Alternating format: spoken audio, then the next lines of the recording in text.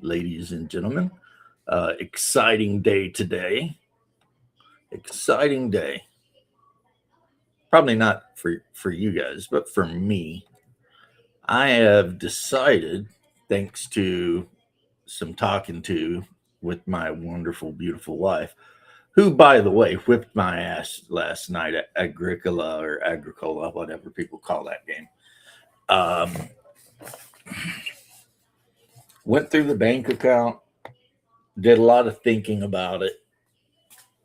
I mean, dropping 700 and change for a hotel room for 4 days. I just had no idea hotel rooms were that expensive, but the flight's not bad. So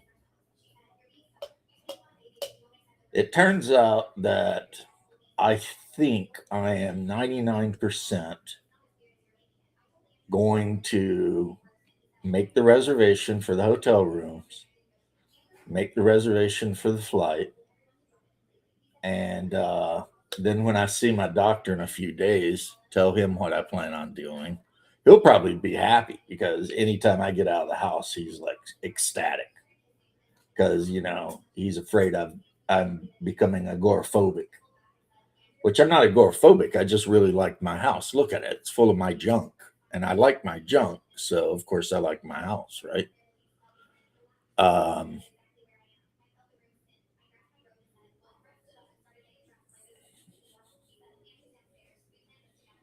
I think I'm gonna have a pretty good time. I mean, the wife will be here with the dog, and I'll have to call a game that weekend. But it'll be the first time I've ever actually journeyed a relatively long distance without my wife or without being in the army and going somewhere to do horrible shit to somebody. Um, so I will be traveling halfway across the country alone to a strange place far away from my southern home to hang out with a lot of people I don't even know, some of which I do. Um, so honestly, my feelings are I'm kind of afraid, really. I'm a little bit. I guess I could be manly and say I'm anxious. I'm anxious about the idea because I mean, it's a huge kind of endeavor, to load up on an airplane and fly all the way up to somewhere. And then, uh, luckily, the airport has um, like a bus that takes you to the hotel. And luckily, pretty much everything I would need will be in the hotel. So, you know, that's cool. I could just spend, um, and then I can see about getting into games or not. I mean, I don't even know if I want to play in games. There's a part of me that just wants to go to prove that I can go to myself. You know what I mean? And then, like, once I get there, just hang out and, chat with people, walk around. I mean, yeah, I guess I'm feeling a little bit like Frodo the night before he ran down the hill with the freaking map or whatever. It's like, uh, I like my hobbit hole. I don't want to leave, but there's part of me that's like, this would, I mean, I'm a 54-year-old man. I could do this, and this would be like a major event in my life. You know what I mean? Which I haven't had too many in the last few years. This would definitely be I went to Minnesota, even though, I was still in Arizona or whatever, but I could meet some really interesting people. I could hang out with the king of the northern reprobates.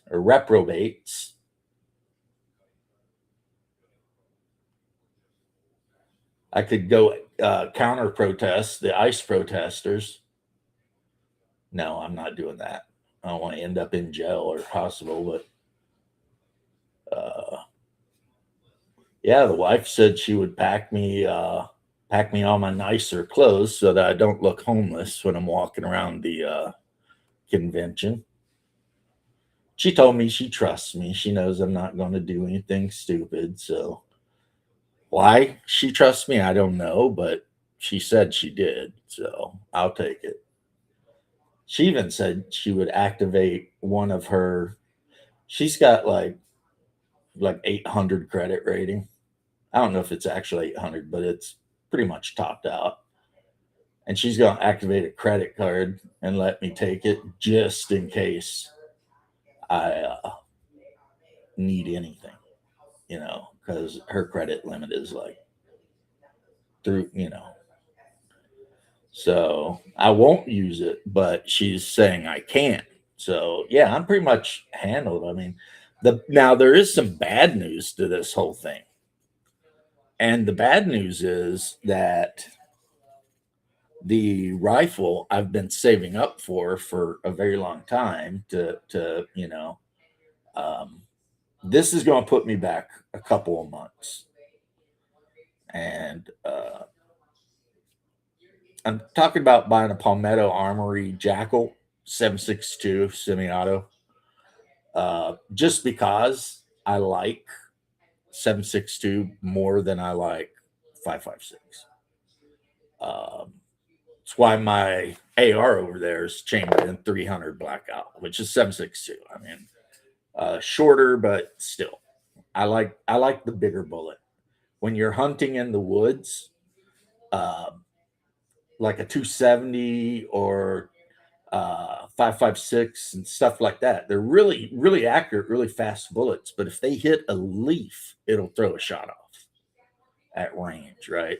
7.62, just a sturdier, more solid round. But so that's what's going on, and I don't know if somebody will join and we can chat about it. But yeah, that is the major life decision happening with me currently.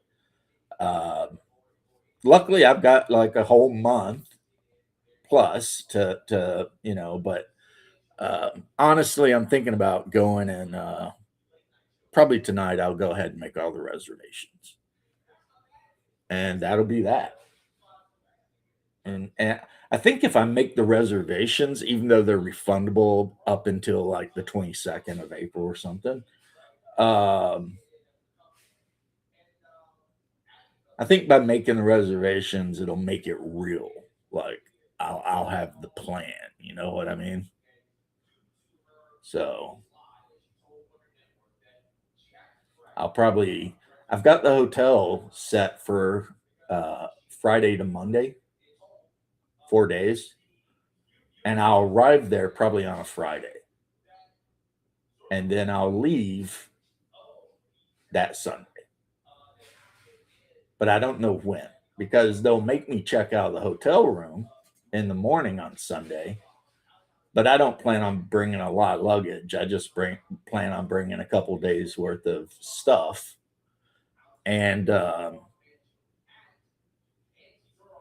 so whether I hang out Sunday or if there's anything going on, or Monday, or if there's anything going on Monday, I don't know. But, you know, I'll have to figure out with the flight whether I want to leave earlier or later. And yeah, so there you go. There you go. That's what's going to happen. I am going to fly to Minnesota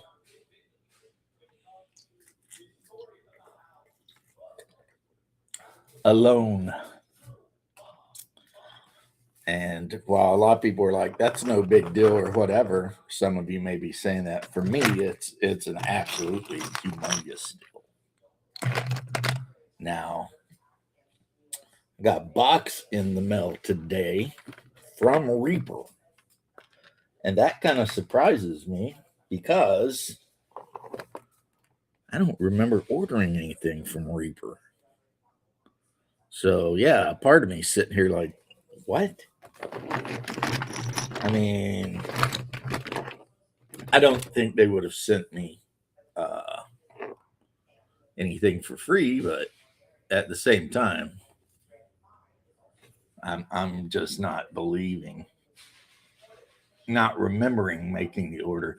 That's kind of a hard, sometimes I might wake up in the middle of the night and be goofing off on my computer and order some stuff and then like go to sleep and not remember that I ordered the stuff. You know what I mean? Which is kind of crazy, All right, so gonna reach out and see if my brother is awake or if he's being a nerd. There's 4 of you watching. Somebody say something in the chat. Let me know if the chat's even working, unless you're on X, because for some reason X can't comment. I don't know why, but Rumble and YouTube can. That needs to be fixed. Plus, I need to figure out my X account so that I can, go on my other computer and access X and instead of just in here. All right, this is the box I was going to send to Cold Iron Skillet. Very heavy, very well packed. I think, though, I'm going to send him a slightly bigger box because I found a bunch of miniatures I definitely don't want that he might, really like. So now instead of getting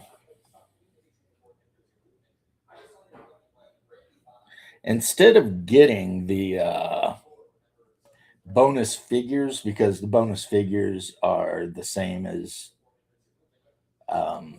I've already got them for this month, year, whatever.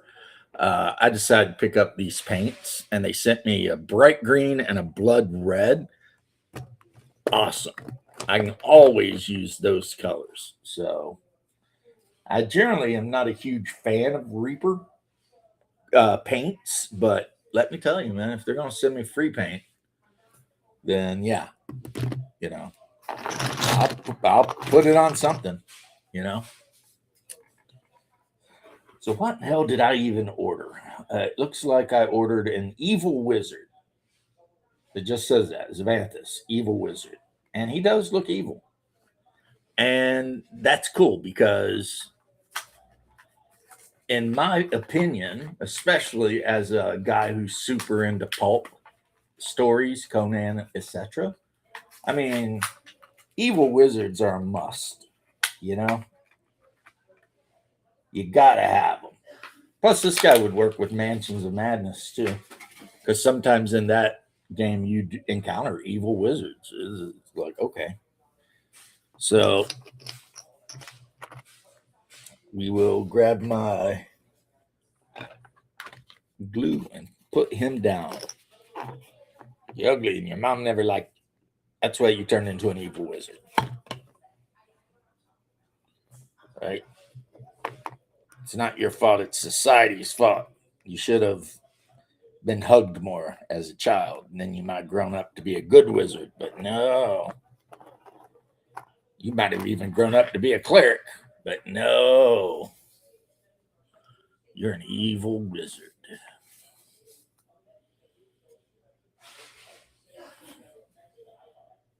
Yeah.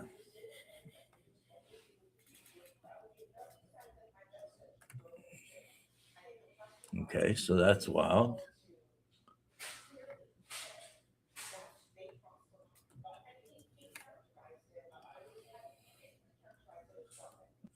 The wife's watching something on news.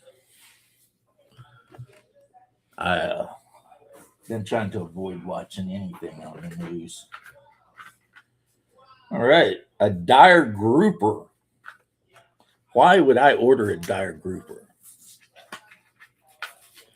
That makes no sense. You know what else makes no sense? That they consider this to be a dire grouper. And the reason that makes no sense is here in Florida, you can find grouper that are bigger than this. I mean, by putting this up against a human, this thing's about 7 feet long. You can find grouper down here that are bigger than that. A long time ago, before people got crazy, they were called Jewfish. Now, why they were called Jewfish, I will never understand. I don't know the history of that. I don't have any strong opinions either way. I just know that they were called Jewfish.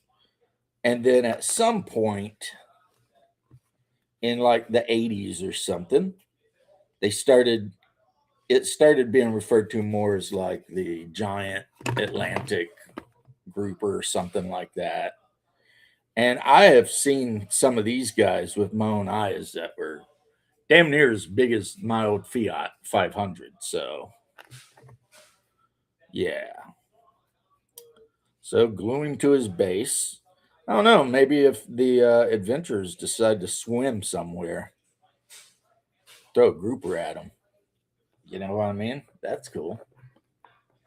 So,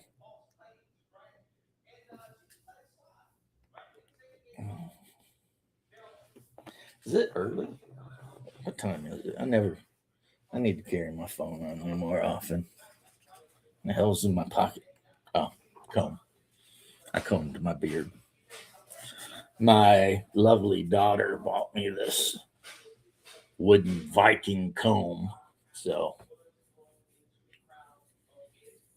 I'm going to end up shaving my head, though. It's getting long, and I'm just like, screw it. Get rid of it. Or maybe I'll go with my wife when she gets her hair done. Get my hair done too. I mean, either or, right? So the giant grouper is definitely going to need to go on like a 32 mil base, which is cool. That's cool. I happen to have billions of them because of Space Marines. So, tell you what, though, if you were like playing in a D&D campaign and you're playing like one of the small races, like a halfling or something, this thing would be fearsome. Yeah, there's laws about messing with the big giant groupers in Florida. Like, I guess you can't actually remove them from the ocean, so people will catch them, pull them in, but be in the water and get pictures taken with these giant ass fish, and then unhook them and let them go. And so there you go.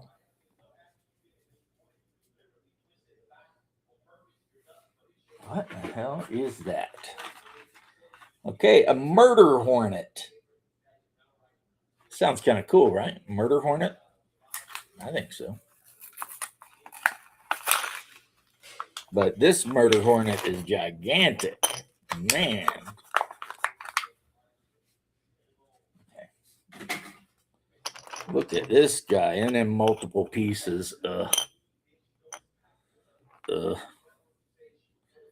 And that's just the body without any of the other stuff on it.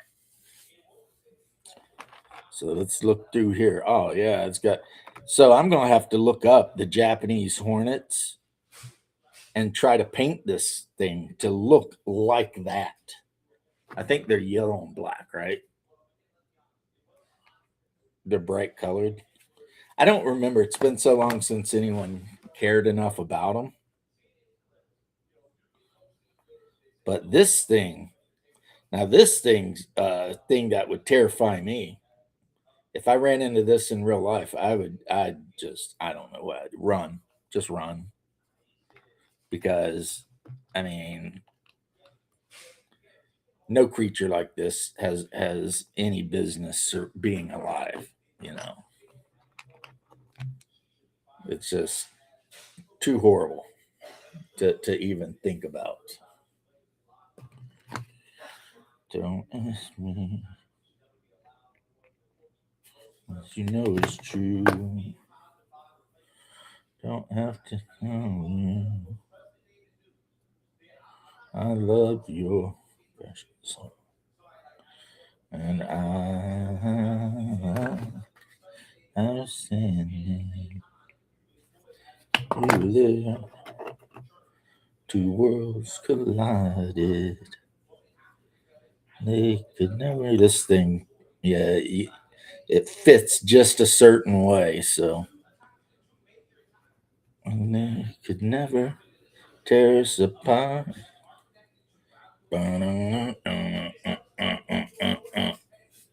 We could live for 1,000 years.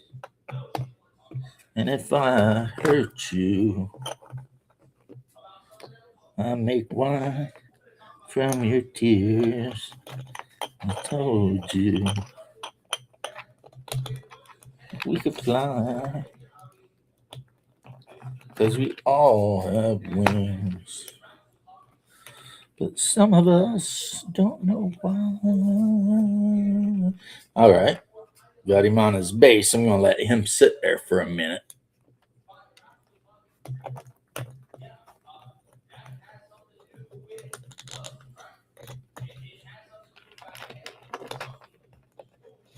One time I got invited out with this really freaky chick. She was like into witchcraft and Wicca and all that. Owned a Volkswagen bus, like an old one. The whole like stereotype, right? And she drove me way out in the middle of the woods. Like here in Florida, like way out in the middle of nowhere, right? In central Florida, which is back then, especially nothing but freaking orange groves. And I remember thinking as we were riding through this completely desolate, sandy, orange grovey area that there was a possibility I was going to be murdered by witches or something. Yeah. Yep, that is the plan, Bastille. Now, luckily for me, it ended very well. It just turned out her family owned like a chunk of sandy old orange grove, and she wanted to park her bus out there to get to know me better. But I will admit, I have that same feeling right now about going to Minnesota. Like the whole, this is going to be really awesome, or this is going to be like not awesome. But yeah, I've talked it over to the wife, got everything down here already situated. Made sure that I had the money in my account to be able to comfortably do it. And I will be making my reservations probably later today. I've already checked them out. And the one bundle that they're talking about for a single room, it's expensive, but you don't have to put cash down.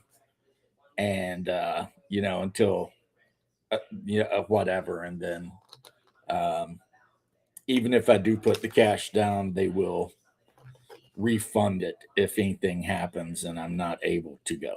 But I really don't see anything happening. You know, I thought my mom was going to visit me in April, but she's probably not going to be able to. So, you know, you're going to Arnicon. Well, depending on how all this works out, as a retired guy, if I save money and put it aside, my wife would not have a problem with me traveling. But this, uh, if it happens, and I feel like it's going to. If everything goes the way I want it to go, then this could just be the first of many. You know, you might actually see me. Probably can't go to ClearCon because of, border issues now between us and Canada. But I could see myself going to that con that Bloodworth goes to up in New York, which going up to New York might be fun anyway. Just to cruise through Queens and see what's up on Jewel Street and stuff like that. But we have a really great tournament down here in Orlando. We have multiple in Orlando that I haven't gone to in a while, since before I got injured, and that's been 15 years. So if I go to Minnesota and I have a great time at the con, or even just a good time at the con, then maybe I'm thinking I'll be like, well, I mean, one that's literally like an hour drive away. I go to that, right? I mean, oh, my partner in crime.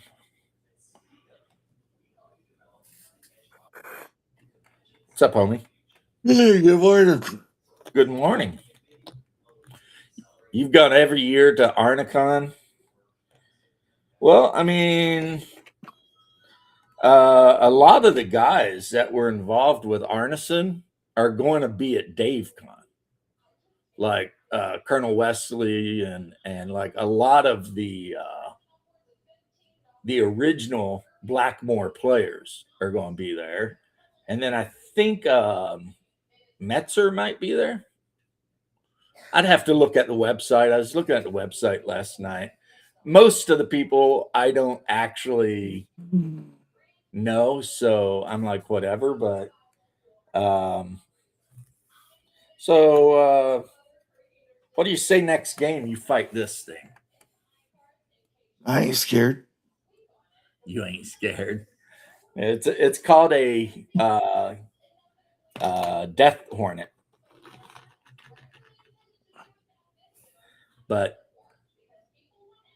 so yeah, that's what's going on. Then I will be going to Minnesota. I'm just hanging out, snuggling with my puppy. Yeah. The hotel's actually pet friendly, but the wife said there's no way you're taking the Palm with you. I was like, Now, "Oh, yeah, that makes sense. I don't need to be worried about that." yeah, I, I was standing. you were there. Two worlds collided, and they will never, ever tear us apart. Dur, dur, dur, dur, dur, dur, dur, dur, dur. See, I didn't order this miniature, but they sent it to me. Okay, I'll take it. It's a 3D printed miniature because apparently Reaper has 3D printed miniatures too. It's like weird. It's like it's not it's no longer just, the old flimsy Bones. Now you've got Bones Black, which is really good, the high detailed stuff. And then occasionally they will have What's up, miniatures that are buddy? 3D printed. What? Said hi to Longbow. It's Bastille Longborough. Yes, and I said hi to him. Yeah. Old Bastille has been one of the guys that shows up to say hi to me for like freaking as long as I can remember. You know what I mean? Yep. I don't see him every time, unfortunately, but the guy has definitely been a loyal companion to this craziness that I'm doing over here. So yeah, I've already figured out that you and Madre will not be visiting April. So I've decided to go to DaveCon in April. Yeah, I was talking to the mother about that, and she said she didn't know for sure. Well, she's So, got some medical stuff she needs to do. oh, see, Yeah, it's nothing serious. she Nothing I don't want to get into, you know. she don't tell me shit. And then she bitches at me if I don't tell her every time I go to the doctor.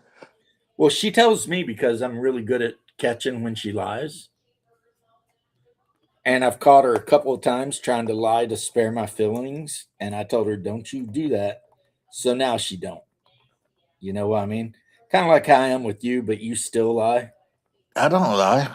But then I catch you anyway. You don't catch me because I haven't lied to you.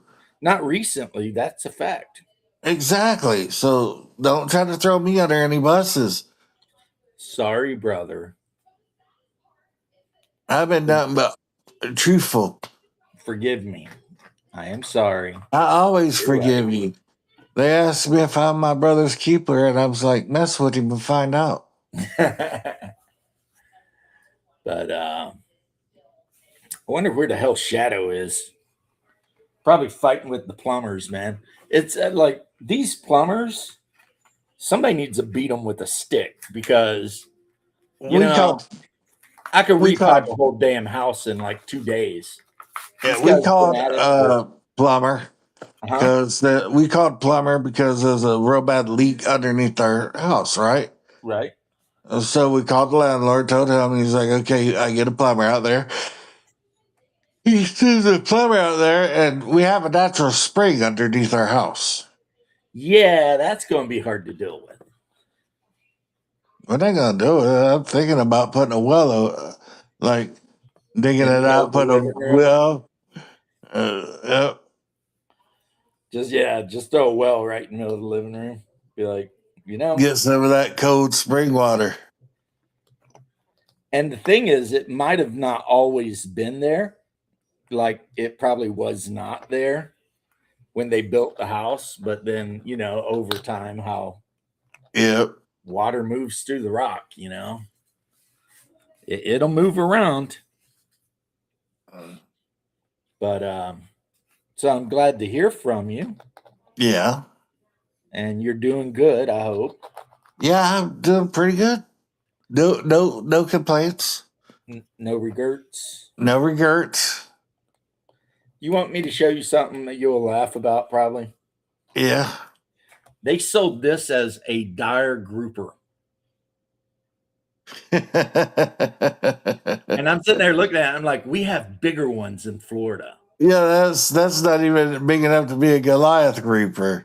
Yeah, our Goliath grouper, which used to be called the Jewfish, like Yeah. I said, now it's the Goliath grouper, is about twice this size. It would eat this.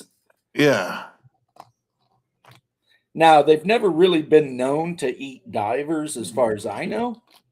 But if they did eat a diver, how would you know? Yeah. If a diver is out there diving around by itself and they ran into an 8-foot Goliath grouper and it was just like, boop, that'd just be that, I mean, all she wrote. Yeah, it's not like they'd unless they somehow like somebody saw your legs hanging out of its mouth as it was swimming away or something and got a picture, It's one of those situations where Do you think you like could the choke wolf situation. Can you put a dog in a sleeper hold? I don't know. I wouldn't suggest it. I wouldn't be like, hey, I'm going to choke a dog out. You want to hear something interesting about weasels, your favorite animal? Yeah. If you hold a weasel up to your ear, you can hear what it sounds like to be attacked by a weasel. Weasels are my favorite animals. That's a fact. But not just weasels. My favorite animal is actually the squeezle, the North American squeezle. I love otters. Yeah. Otters are indeed immensely awesome. They're like water weasels. Yeah. Moist I weasels. had a squeezle once, and it got sick and passed away. And Otters are moist weasels, what, I just think I like still met it. octopuses are just moist spiders. Moist spiders. Now, I'm not ever going to get another squeezle because my wife was not a huge fan of the smell of them. But man, They're so cool. sitting on the back porch and watching it run around and just do whatever. Be all the little squeezle that he could be. Yeah, there's just there's no pet you can own that is like as just silly as they are. Well, And they are silly. if we lived in Europe, we could have ermines. Yeah, we can have those here. They're just super expensive. Yeah, little freaking pocket weasel. Oh, are you? I think you might be talking about stoats. Yeah, they're a type of stoat, but smaller. Yeah, no, a stoat is like a ferret, but that long. Yeah, and then the ermine is smaller than that. Nah, ermine are bigger because that's what they make fur coats out of, bro. No, they make those out of sable. Sable, mink, and ermine. Okay, I could be wrong. You could be, or you could be right. But I know stoats are crazy because, like, one of the number one things they eat is rabbits. And the rabbits are like 20 times bigger than the stoat. Yeah, But apparently, like in the wild, stoats are little crackheads. Like once they determine that's the target, that's the target. there's like nothing will drag them off. They just go. Do you have to be on top of me, you little bitch? Your dog loves you. Leave him alone. I ain't racist. My dog's black. I'm looking for that picture I used to have, baby's first heart attack. Remember?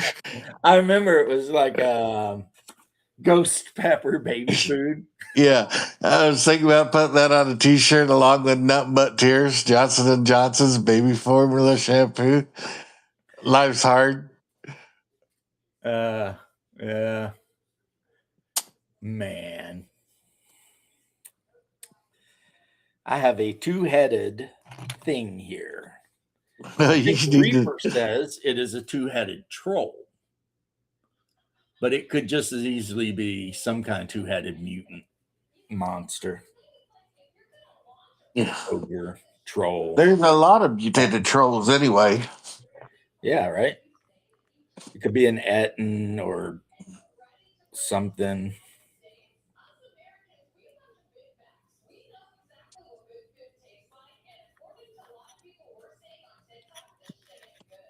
What you want, fool? About you, fool? Oh, they're talking about they're going after freaking McDonald's hardcore. Yeah, with that burger. Yeah, it was funny because like the guy who's supposedly in charge of McDonald's like did a commercial of him taking a bite out of it, and like Yeah, you could tell he hated it. He was like, it's their reverse psychology because they did that, and everybody, including all the other burger chains, started talking about it. yeah, but nobody said anything nice about it.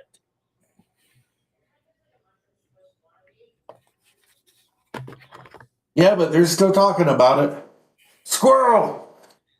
You know, I'm going to tell you something here, right? That old adage, what's up, squirrel? The old adage that there's no such thing as bad publicity is a lie. There's bad publicity. Like if you own a Chinese restaurant and everybody in town talks about how you kidnap and cook cats and stuff, that is not the publicity you want. It will affect your business. There's a Chinese restaurant in Gainesville that was really, really popular. People just couldn't get enough of it. It was a buffet. And like they'd go there and like a day or two later they'd just be like, man, I need some of that Chinese food. So, the cops raided the place because they found out they were putting meth in the food. I guess that would do it, right? Yeah, true story. Like It was in Florida, so it's very believable. yeah, that's the thing. If as soon as you said Jacksonville, I was like, oh yeah. Oh yeah. I know a little bit about Jacksonville. It's like The only bad publicity is no publicity. See, I don't believe that. I think that there is bad publicity. Like, a good example is if you follow Steam games, if all of a sudden people on Steam start posting in comments that that feminist group was involved with the making of the game, the sales of that game will bottom out and it will just die. I mean, it's publicity, all right, but it sinks. It's murdered some games just because they were associated with that freaking. I don't even remember the name of the group because I don't care enough to remember them. But just the fact that people said they were associated with that group was enough to literally just kill the games, kill multiple games, actually. This year has been the year of AAA games just coming out and dying immediately, like within a week. And personally, I'm okay with it. I'm like, that's good for them. I mean, if you insist on making a medieval Dark Ages game, and then you insist on making everyone ugly women, okay.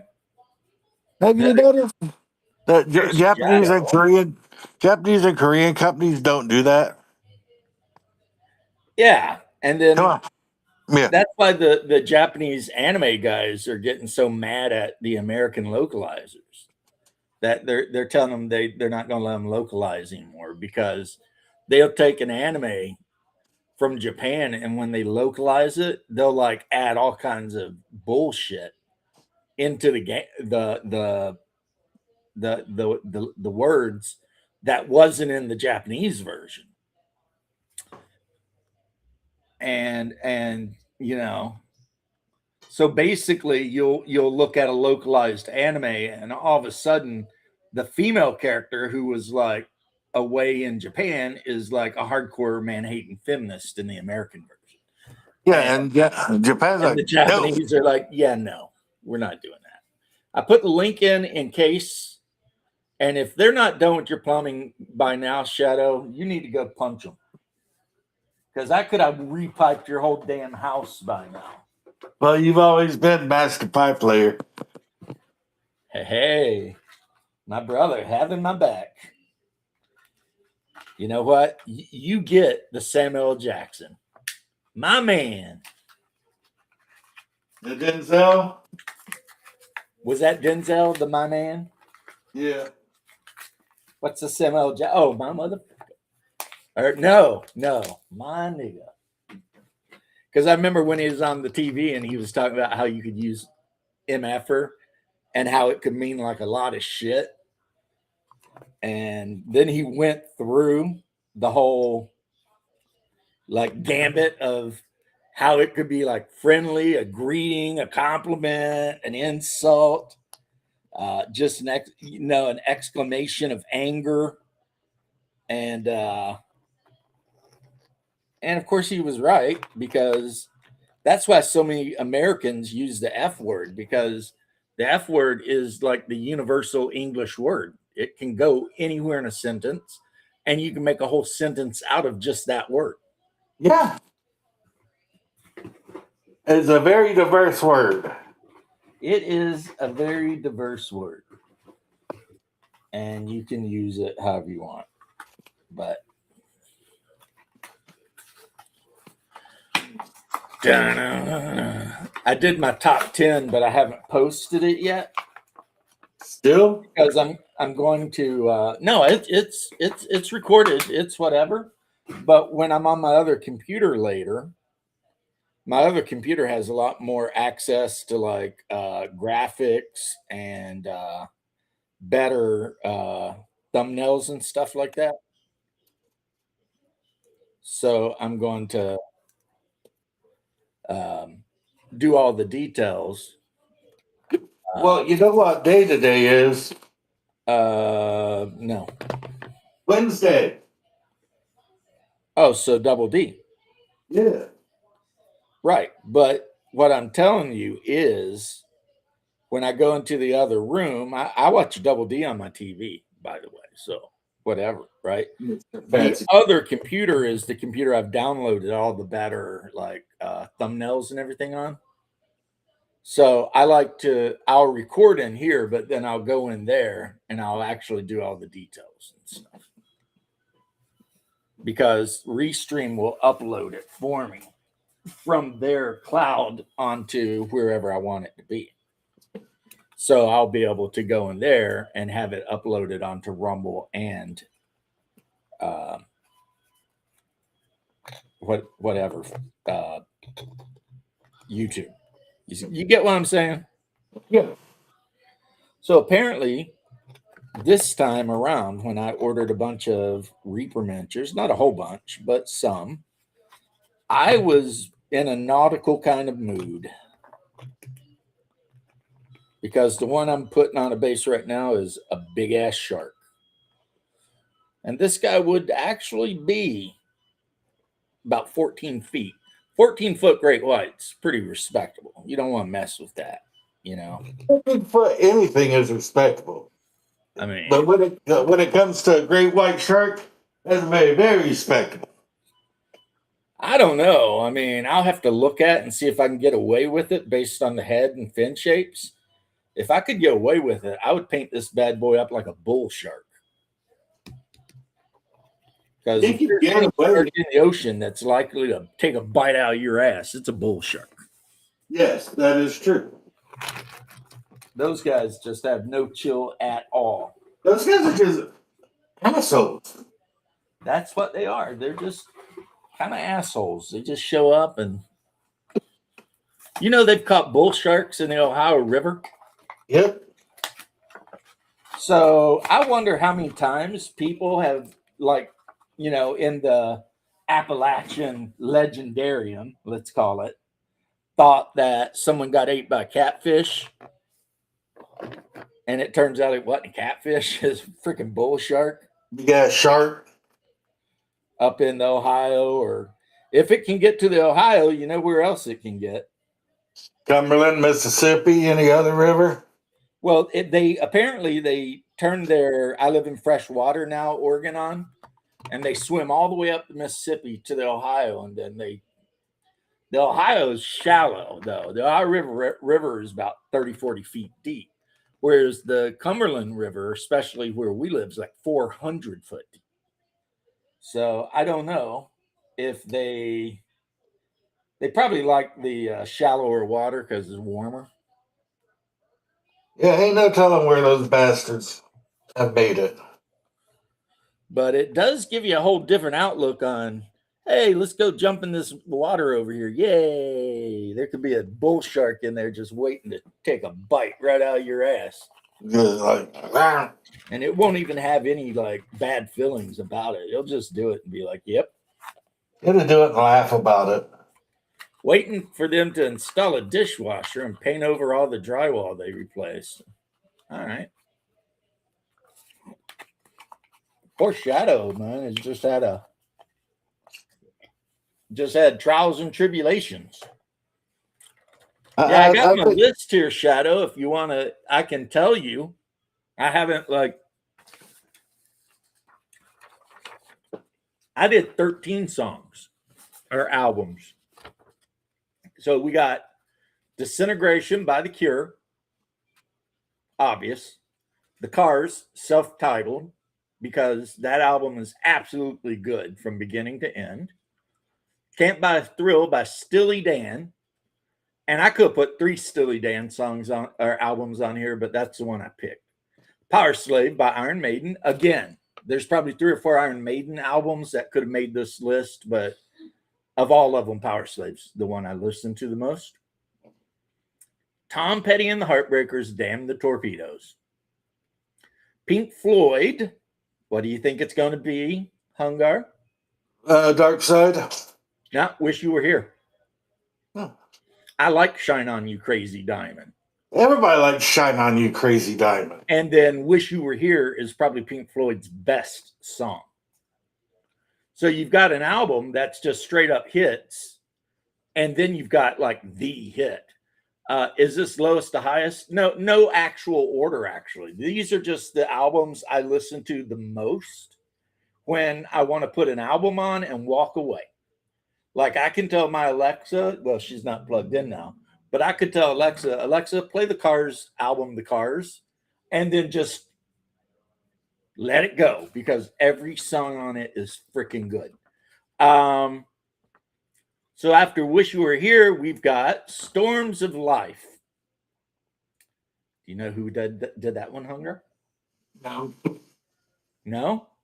No. Randy Travis. Oh. That's the one that has Digging Up Bones, I Told You So. Yeah, his first major album. Yeah. Called it Wish You Were Here. Yeah. I mean, which is not to say I don't absolutely love The Wall, Dark Side of the Moon, whatever, but now, and the thing is, when I do my top 10 favorite songs, Wish You Were Here is going to be on it. It's probably the only song off of the album that's 100% I know is going to be on the song one, because I like to listen to it and feel melancholy about my past best friend. So Randy Travis, Storms of Life, probably one of the greatest modern country musicians of all time. Yeah. And I generally hate pop country and the shit they play on the radio, but Randy Travis. Number 2, another country guy. I'm going to let Haas guess. Hank Williams Jr. Dude, you're so close. Hank Sr.? Nope. I'll give you a third time. Wyatt Earp. Oh. Johnny Cash. No, I don't even think he's country. Are you done? Yeah. Okay, Dwight Yoakam. Nice. I was done when you told me to guess. If There Was a Way, Dwight Yoakam. Inside the Pocket of a Clown. It Only Hurts Me When I Cry, I think. I mean, great album. Then an artist, I could have put all 10 spots just for this one artist easily. Let's give Haas another shot. I don't want another shot. Just tell me. No, this one artist, I could put 10 of his albums on here. Billy Joel. Billy Joel's good, but no. Who? You got to think about it. I'm thinking about this meatloaf that my hands are in right now. Elvis Aaron Presley. See, I didn't put any of his on there because he's just a king. From Elvis in Memphis is the album. It was like a comeback album. Kicked ass. Like, just really good. And then the last of the number 10, The Queen is Dead by the Smiths. Nice. Yeah. Now, you want to know the bonus 3? Yeah, tell me. Okay. The Pressure Is On by Hank Williams Jr. You were right. You knew Hank was going to be on there. Yeah. Yeah, that one is nothing but bangers, especially Country Boy Can Survive and all that. So after him, and this one really could have been on the top 10, but it just didn't make it. Men at Work. Great album. The best musical anything to ever come out of Australia, just point blank. AC/DC can lick a nasty scrotum. Men at Work is the king of Australian rock. Like nothing else they've ever done. And if Men at Work is the king of Australian rock, then the next up of Australian rock would have to be The Queen of Australian rock? No, I don't want to call them the Queen because it's a bunch of guys. Police? The Police are not Australian. The Prince of Australian rock? I don't know. You don't know? No. In Excess.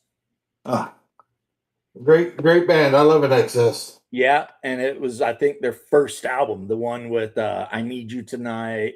I have their CD in my Jeep. Everyone did back when they came out. I mean, never. We were just singing "Never Tear Us Apart." I love that song. I listen to that song all the time.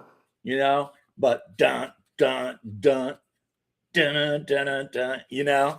Like I always say, AC/DC is for women who think they like heavy metal, but actually they just like AC/DC. But I don't like them, never have. Like I could give a shit about their Back in Black. I could give a shit about any of it. I don't like it. If I'm listening to any band from Australia, it's In Excess or the Police. Everything. That was Need You Tonight was one of Marcus's karaoke songs. Oh, he used to kill that shit. That was so awesome. Yeah. I need you tonight. Because I'm not sleeping. There's something about you, girl, that makes me sweat. Yeah, that shit, that was the shit right there. And no one I knew didn't have the Yellow Minute Work album or CD in their collection. It was just like a guaranteed. Everyone I knew had that shit. I mean, and of course, everyone always thinks of the Land Down Under, but again, like the one song where he's singing about being on the beach with his girlfriend and your knees in the wind, I found your secret treasure, and all that. It's like, oh man, okay, all right, do your thing, man. But that whole album was good too. Every song on it. Yeah. Be Good Johnny, I think, was on that one. I mean, their other album with Who Could It Be Now and all that was also really great. But yeah. I mean, the Police are not Australian. That's yeah, they're British. But Overkill is their best song. But here's the thing: Overkill is not on Minute Work. So while Overkill may in fact make my top 10 songs, it's not on an album that made my top 10 albums. I can't get to sleep. I think about How you doing, Satya? I hope you're doing very well. Hey, Satya, I hope you're feeling better, buddy. So after the shark, I don't know if you'll recognize this, but I decided to pick one of these up. Give me a second. You're not going to recognize it because it was one of the first armored fish to ever exist. It's like a dunkel something. And it's still cool looking. Yeah, I mean, they existed like millions of years ago, supposedly. And yeah, it had the way its jaws were made, they were made like scissors to actually just cleave. Cargo was a good one, yeah. A lot better now. Yeah, I'm glad, man. There's nothing worse than being under the weather, man. It sucks. Only thing worse than being under the weather is under the dirt. Well, we don't know that. And one more miniature in the box. Oh my God. Well, at least I don't have to build this one. I know you're going to like this one, Hungar. I guess I'm telegraphing something to you and the group about places you probably don't want to go.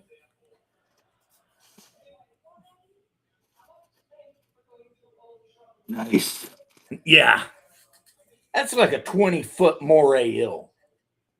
That's no joke right there. We let the Atlantean deal with all that shit. Right. Be like, hey, you can breathe water. Go down there and see what's up. Ah!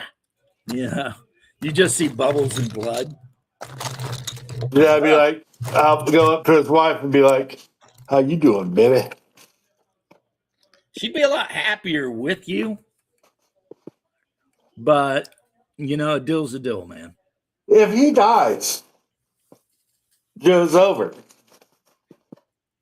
See, I don't want to say if that would work or not, just because I half suspect you'd kill him. No, I'm not going. And I don't need you PvPing another party member to see who can have an NPC wife. I would not do that to him. I think you would, though. No, not to him. Other players' totes. I mean, you did cut somebody's ear off and then dance around him. He tried to kill us. Yeah, but he tried to kill us. So I turned into the psychopath from freaking. Just torturing him to find. I was just trying to find out where he came from. I'm just saying. Is it my fault that I was in a festive mood that night? I'm just saying. I mean, the shit you were doing was so bad that the mage was even like, what? And you know what I mean? The mage was just standing there staring like completely shocked. They're like, what is the cleric doing? Well, apparently he's singing songs and cutting someone's ear off and then showing it to them. But that doesn't necessarily make you evil, because you know who else tortured people when he had to? Conan. Yeah. There were times Conan would torture somebody a bit to get information from them if he felt like he needed to. I felt like I needed to. Those guys busted into our room while I was asleep.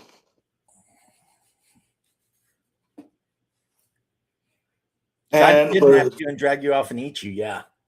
Yeah, and they wanted to eat me. So they needed torture. Yeah. It was funny that Left logged into our chat right as I was like, cussing at you. Yeah, I've seen that. He logged in and was like, nope. Yeah, he logs in right as the NPC's like, I'll never tell, go F yourself or some shit. And then you just see Left go, pook. I think he just realized we were gaming, and I told him, look, bro, I mean, I can't invite you to the game because we're pretty full and I don't want any more online players because it's hard enough trying to make sure that the online players get the same kind of time in as the people sitting in front of me screaming. But if you want to sit in and listen at the group carry on like a bunch of jackholes, I don't care, as long as you don't do anything to interrupt the flow of the game. Why would I care, Yeah. It's like Discord is way better, but the problem is on the other computer, I'm going to need to George. On the other computer, I'm going to need to go into the settings and up the volume. But you did notice how when people were over talking, I was like, hold on. And then I was asking what you and Dwayne.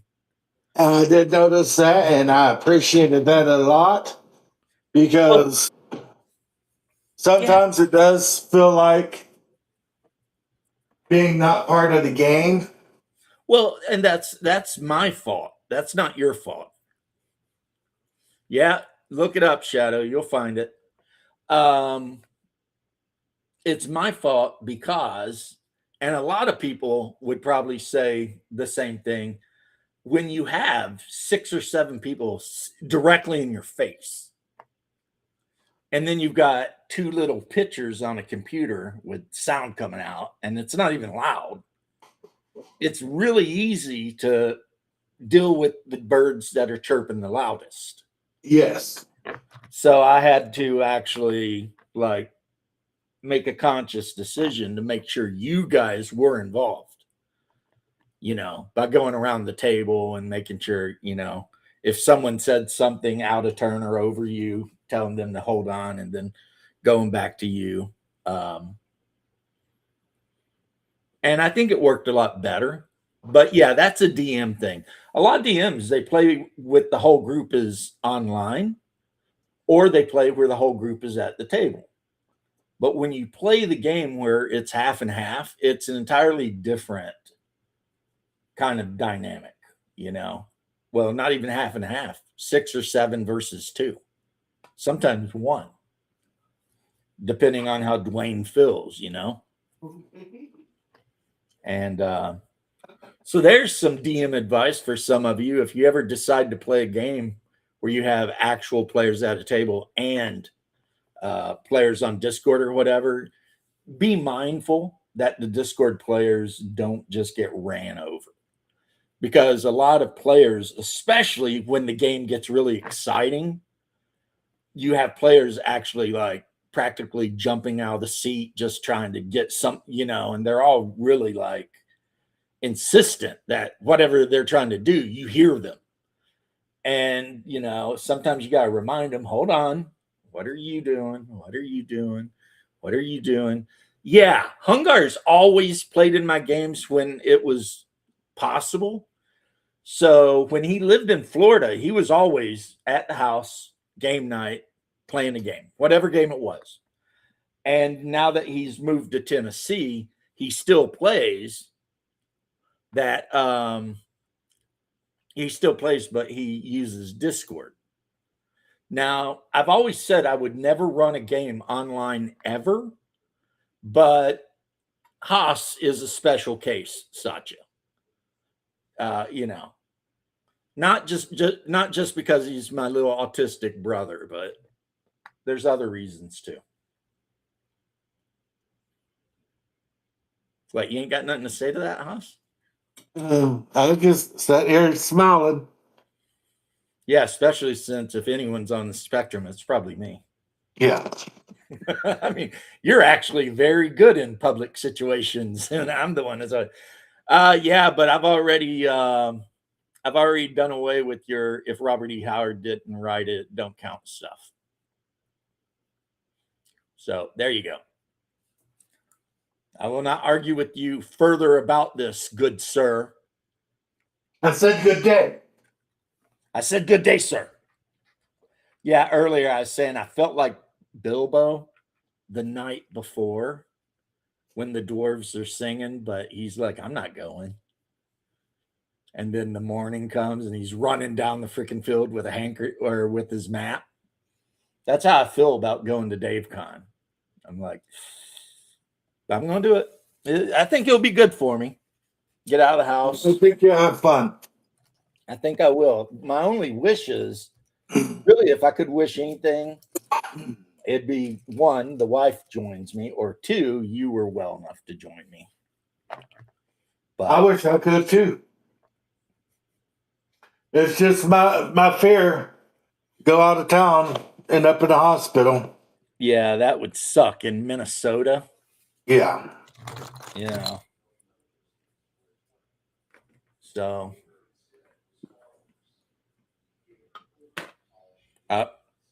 now we got Satya saying, yeah, just wait, Satya. Shadow will tell you all about that. See, it's easy to poke Shadow. All you gotta do is say Conan would do something. And if Shadow disagrees, boy, he's coming in. Conan would never do that.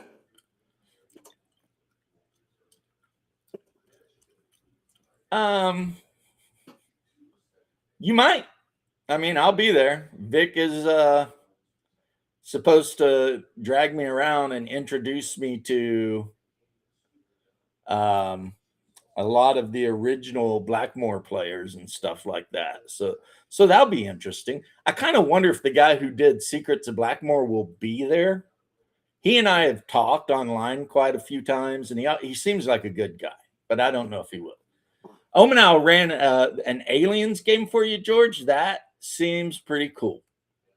And the Alien game is actually pretty badass too, you know. But I love Free League anyway, so I'm really biased. It's like of all the game companies currently existing, Free League is definitely, I think, the best. They just and I base that on how much I love the original Coriolis and Twilight 2000 4th edition. I've got the Mutant Year Zero books, like all of them, but never got to play them. I've got Blade Runner, the box set, the book, the whatever. Anyway, without getting off track, the point I guess I'm trying to make is, yes, I really like Free League. The game mechanics are the thing, though, because when your character starts getting all effed up, Shadow, that's when you start adding like the panic dice or whatever. And they can be really good because when you're all pumped up on adrenaline, you can do a lot of crazy shit, but they can also kick you right in the ass.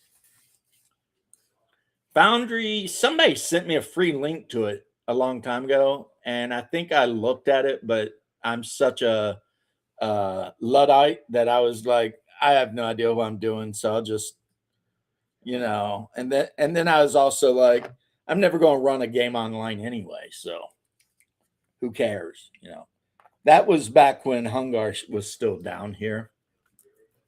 So yeah, I saw that Shadow and Sun was doing something because I could see the little like speaker next to his name. But I've already jumped into his game on accident once, so I made sure not to again. You got the meatloaf in the oven. Nice. You got the scallop taters in the oven. You know what? Your favorite sister-in-law made for me the other day. Meatloaf? No. Gravy. Nice. Yeah. Well, I'm doing the meatloaf like the monster and topping it with cream of mushroom soup. Yeah, instead of ketchup. I never put ketchup on meatloaf. Yeah. And I stuffed the meatloaf with Munster cheese. With Monster cheese? Hell yeah. If it ain't got cheese, I don't want it. Yeah. I dip cheese curds in cheese sauce.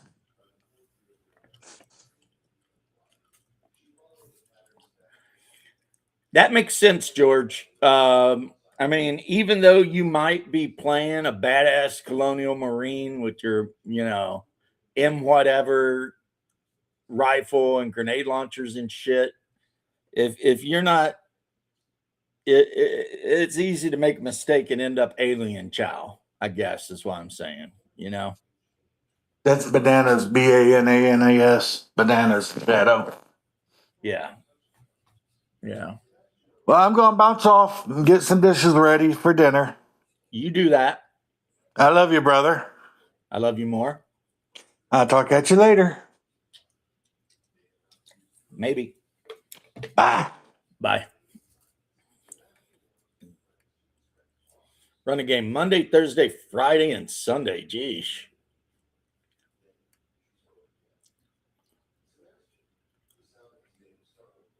Yeah, Shadow.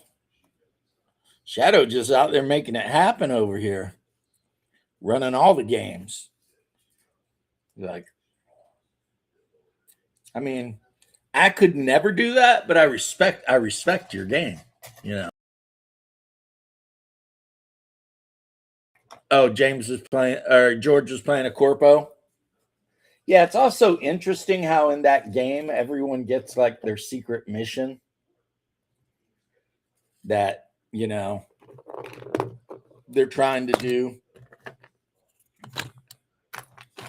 But yeah, I don't know if you heard, Shadow, but I'm 99% going to Dave Con. I mean, I've already talked to the wife about it. I've already set the dates aside. I've already done all the financials. So, yeah, probably going to be in Minnesota toward the end of April.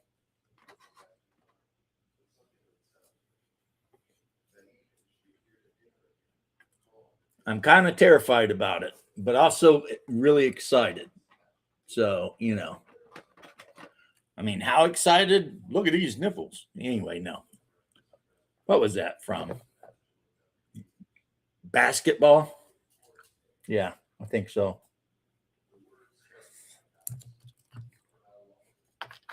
That is such a good movie. If you like stupid comedies. So, apparently, in this order of Reaper, for this month of March, I ordered a lot of fish.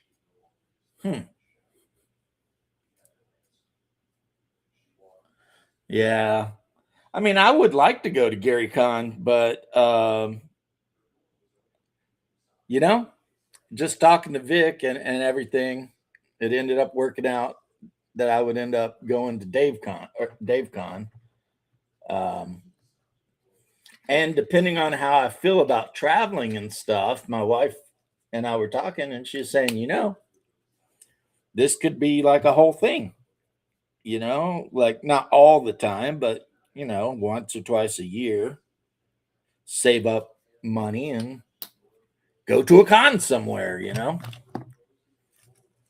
And I'm pretty sure when I talk to my doctor in a few days, he'll be happy because,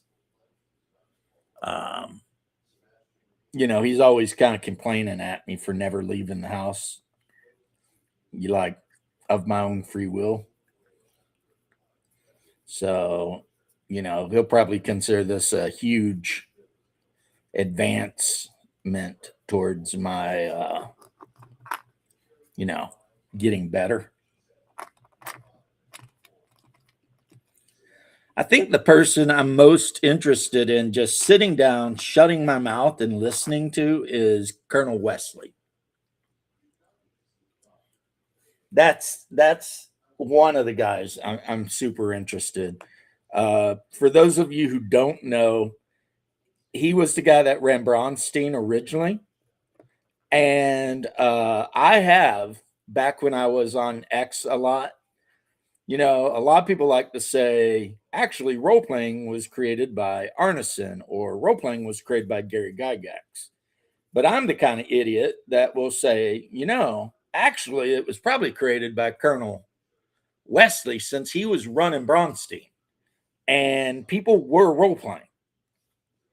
You know what I mean?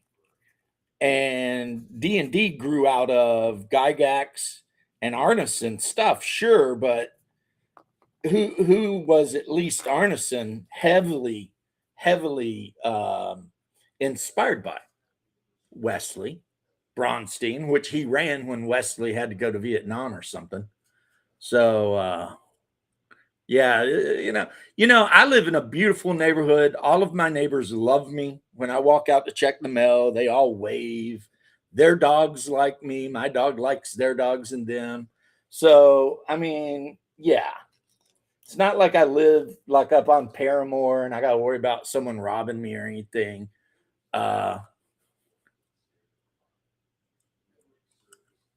What's the Whipple building? See, I don't even know what the Whipple building is. And since I don't intend on actually ever leaving the hotel, then I don't think that it's going to matter,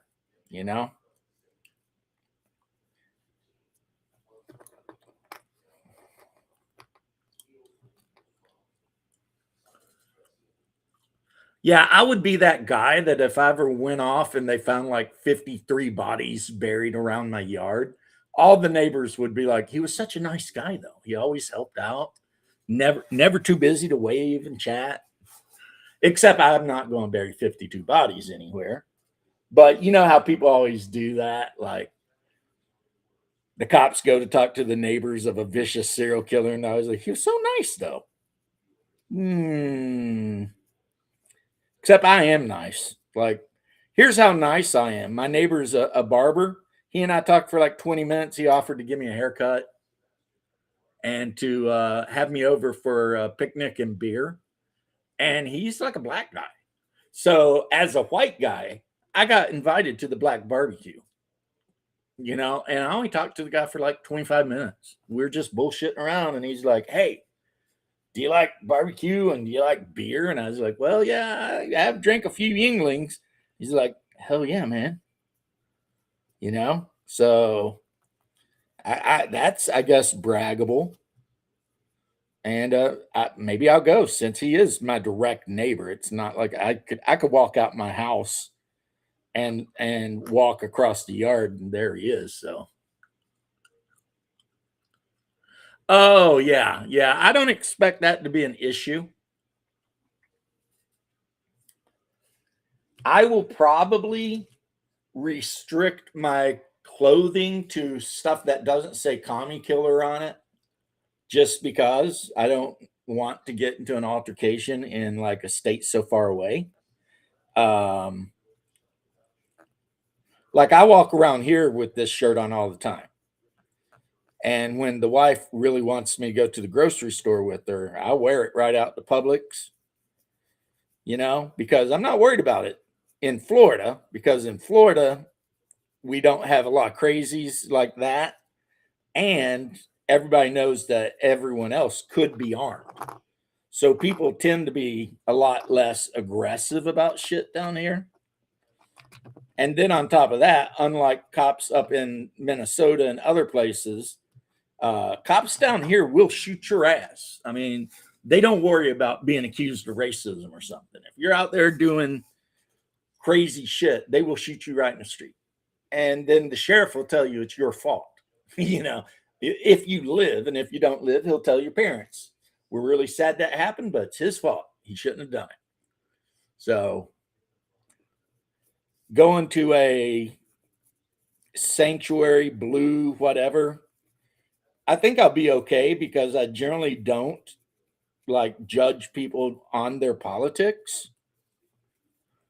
So even if I end up hanging out with a bunch of people who are like anti-ICE and TDS, unless they make it a problem, I'm not going to have a problem.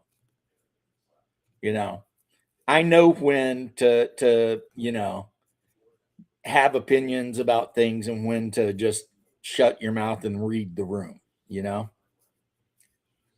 Now, if I think someone's just a real loon, I just won't hang out with them. Is what'll happen. I'll just be like, yeah, no. I'll just find a reason.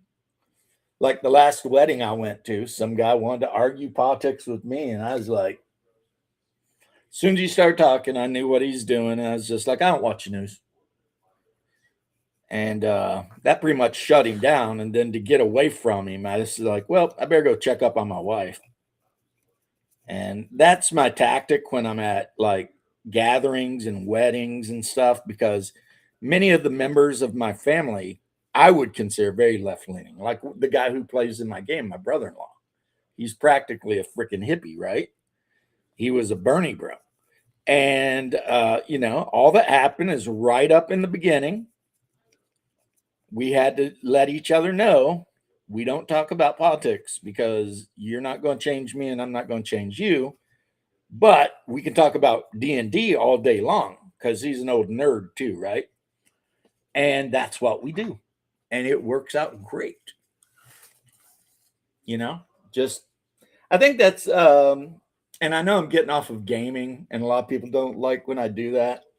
But I just want to say, because this does affect the gaming community way more than it should, that, everything in your life doesn't have to be about politics, right? Like, regardless of what you think, you should be able to go to your family's barbecue and not immediately pick a fight with your uncle or your dad or something, It's like, even if you are like super politically active, you can take a day off. right? From your activism and just like chill out and have a few drinks, maybe some good barbecue or whatever. Um, I mean, that is a thing people can do. It just seems like they don't want to, but I highly would suggest that's how I live. You know, like I can believe very strongly about my convictions, but no way I'm going to the barbecue and picking a fight with one of my sister-in-laws or something. That's if they say something stupid, I'll just be like, huh. you know, I mean, I'm good at that. Sometimes I almost wonder, am I being dishonest? But then I'm like, no, I'm just saying, huh. Uh, if I were like my mom when they said something stupid, I'd say, well, bless your heart, you know, but I don't do that because they would catch on pretty quick, I think. And then they'd know I was just politely calling them retarded. And they wouldn't like that. So, put some primer paint on some wargs. I picked up some, like a nice little pack of wargs a while back. And so the other day when I showed you the cottage cheese cup, it was full of soapy water because I was, washing off a bunch of rats and wargs because, and I bought the rats in like three sizes. I've got like normal rats, then like giant rats, and then like ROUSs. I mean, that thing's almost as big as a person. And I know that I have some rats already, but I felt like I needed more.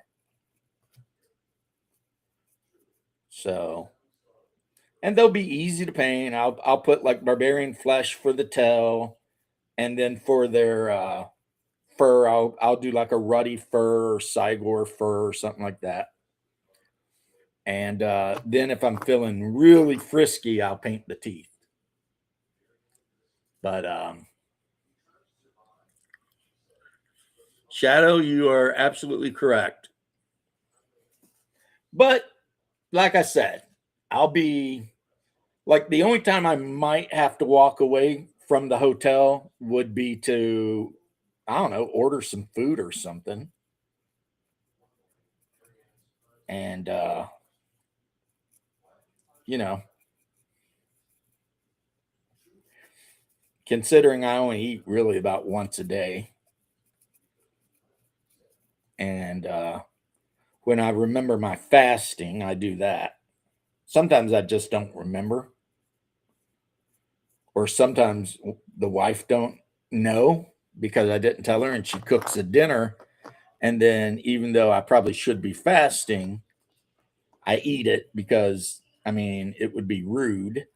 And then on top of that, when I was like, more diabetic, I didn't have it under control. I mean, fasting and everything becomes an issue, you know, because you don't want your blood sugar to drop. So I'll tell you what, those cottage cheese containers, I have like a few of them around because especially during certain fast days, I will just go crazy on the cottage cheese. I just love cottage cheese. And when I eat it, I like to imagine I'm a Mongolian warrior and it's the cheese that I made during that day's journey because the Mongolians would milk their mares into a leather bag and then they would put it like under the saddle. And then the day's walking would slosh the mare's milk around until it would basically form cheese curd. And so there's a part of me that's like, yeah, eating cottage cheese is badass.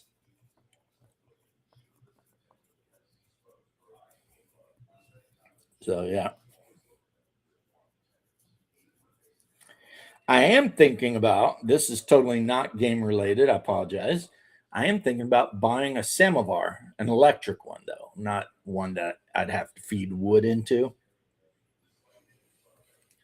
I'd have to talk to the wife to make sure I have a little bit of an area on the counter that she's willing to sacrifice for the good of the samovar. But yeah, I'm definitely thinking about that.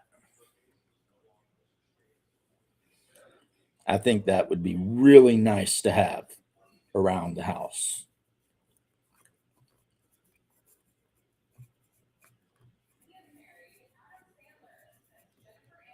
So, like the actual traditional ones, you actually opened up the bottom and fed wood into it to get, the water hot.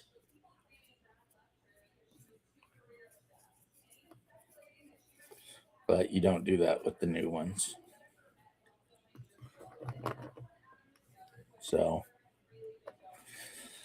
yep, Colonel Wesley, that is the guy.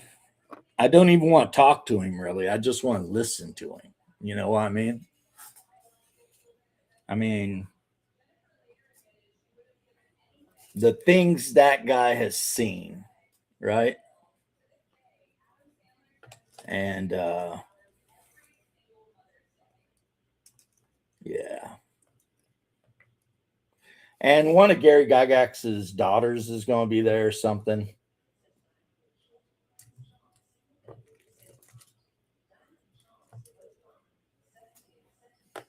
But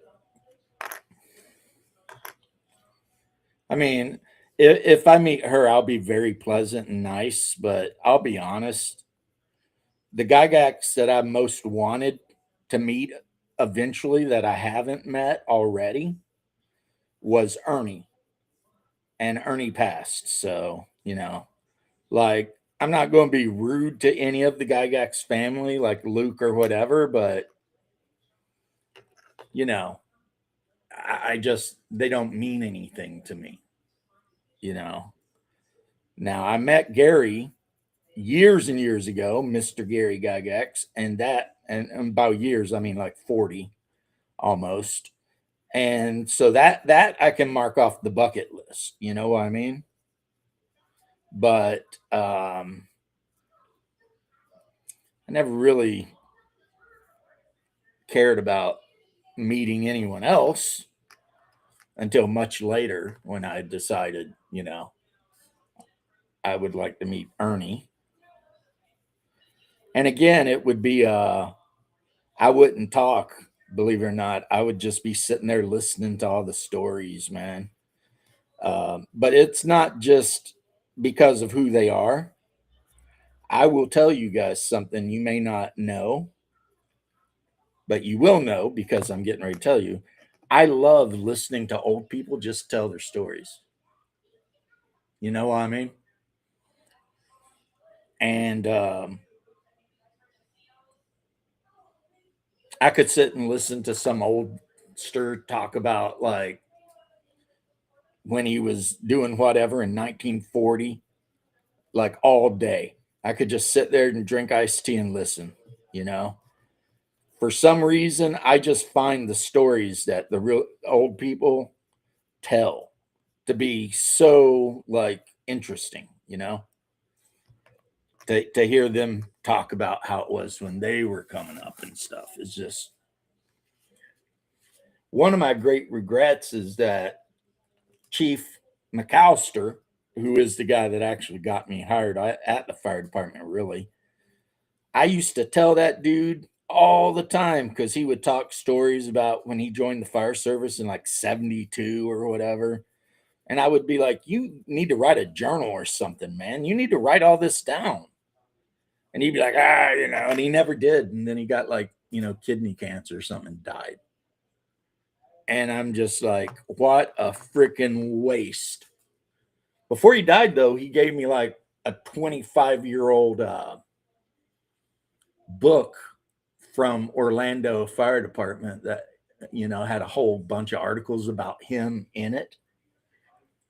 But really, I wish he had, too many too many of our older people, I know a lot of you out there, I bet you probably have moms, and if you're my age, your moms are, in their 70s, and you're probably thinking, man, I wish they would just sit down and write the most interesting things that they've ever went through, just to have that record, in the family, um,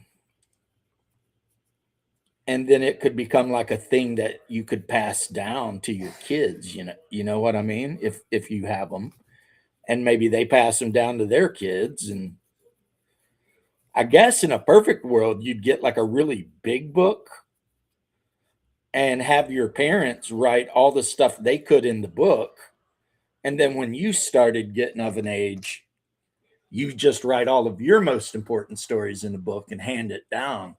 And can you imagine, like, after generations having this big book of just, all these stories over the course of, 100 years or whatever?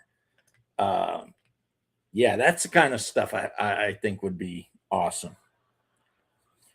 And yes, Wesley is, he's smart. He was in the Air Force, and I say that as somebody who was in the Army.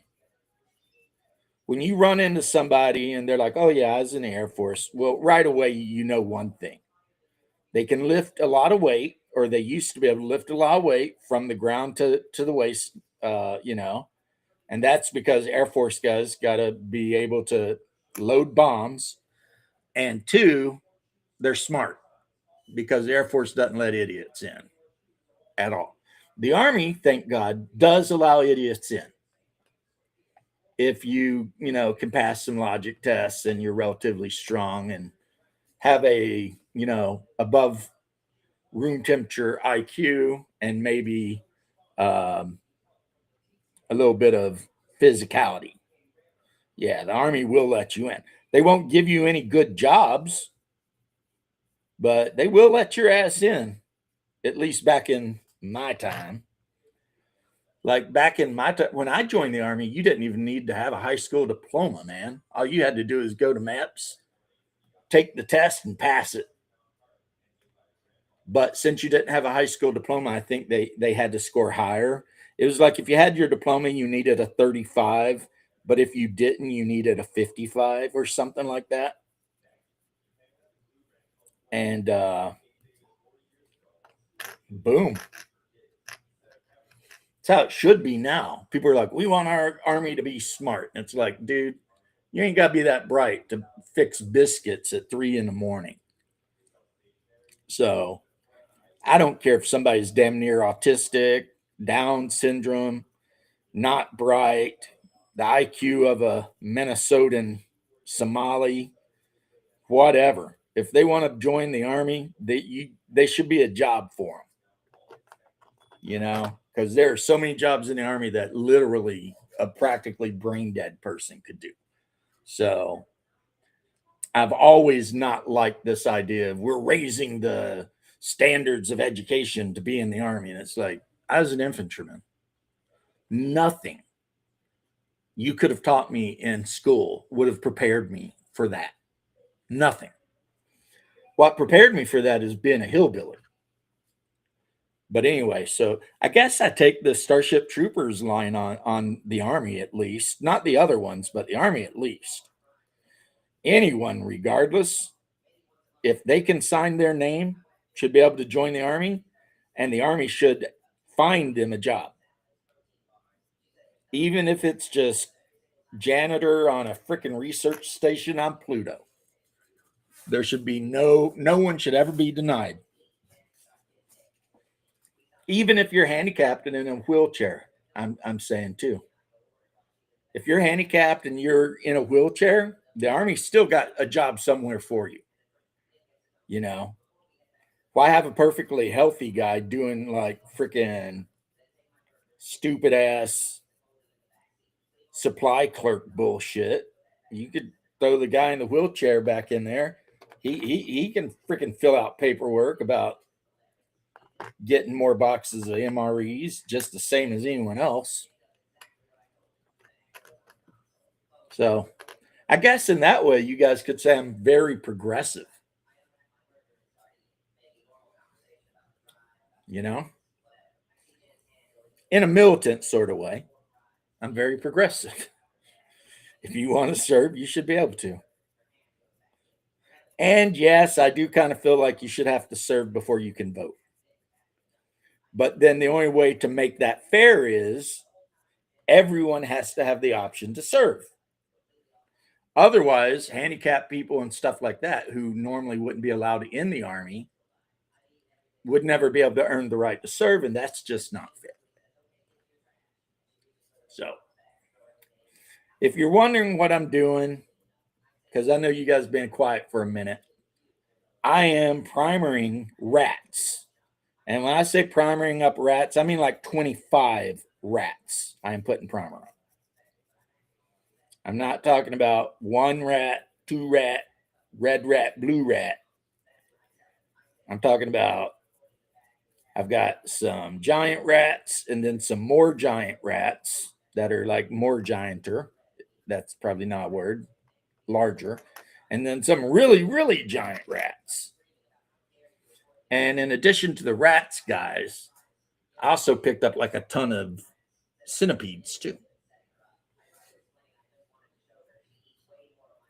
I'm thinking of like an encounter where the players go into a room and there's a trap in the room, but it's on the other side of the room. So, they really can't turn it off before they go into the room because I want the encounter to happen. And when the floor clicks, like gigantic, 4 foot long centipedes just start coming out of the mouths of the murals carved on the wall. And like to make it extra frisky, the centipedes don't stop coming out of the holes until somebody turns the trap off. That's kind of the gig. You see what I mean? Like somebody, once they're in the room, one of the thieves could look around and be like, oh, yeah, there's a hidden lever over here, and then they can turn it off. Otherwise, every round, like 1 to 4 giant centipedes comes out of the mouths, you know. So there's a little luck there. If I roll a bunch of, fours in a row, then the party's going to get ran over. They're going to have to figure some shit out. But that's what makes it interesting to me, and I think to the party, is the whole, because a lot of people are listening to this, and if you have comments, please let me know why I'm wrong.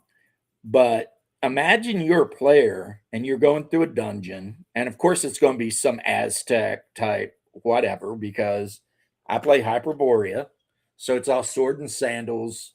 The dungeons are all like some ancient civilization did it, like Sumerians or whatever.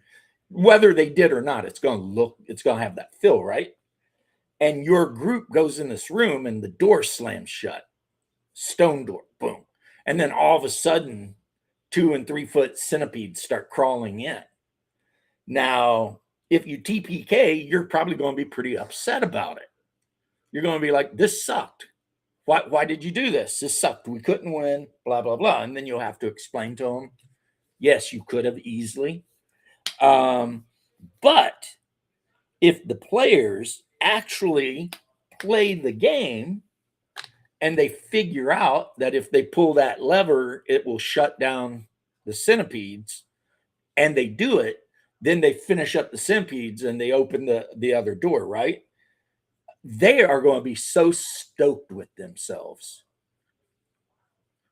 Yeah, I got a Discord server. I thought you were on it. I mean, I'm not on it that much, which is a complaint from some people. And I do apologize for that, guys. I usually go on to talk to Cold Iron about whatever. And then I see whatever Shadow's doing. I like to check out what he's up to. And then, oh, look, Shadow and I have made our own bunker, and only Hyperborean players are allowed in it. That's cool. Shadow is my Hyperborea buddy now. He didn't ask to be, but it happened. So right now I am on here trying to figure out how to put the server info down, because even though I've done it a few times, I always forget like how to do it. And then I'll remember and I'll be like, duh. You know what I mean? And then I'll feel kind of stupid, but now recently I have been getting a lot of bots on my server asking if I want to play some mobile game with them, you know. And those guys, I actually don't just ban them a lot of times. A lot of times I just like every time they send me a message, I send them a meme. And that's fun, you know. Someone in China is getting memes of like all kinds of crazy game related stuff. I mean, one of them came on and asked me if they always start the same way. They say, "Hey, are you so and so?" And we play together on, you know, whatever game it is that is one of those, you know, pay to play games or whatever. And when I'm like, no, and they're like, oh, I'm sorry to bother you, but hey, it's cool. I like meeting new people. Have you ever thought about playing the game? You could join me. And if I'm feeling like a dick, I just go beep, boop, beep, beep, beep at them. And more often than not, they drop from the server. So either it's a player doing it from Malaysia or something, or it's a bot and it recognizes being caught, you know.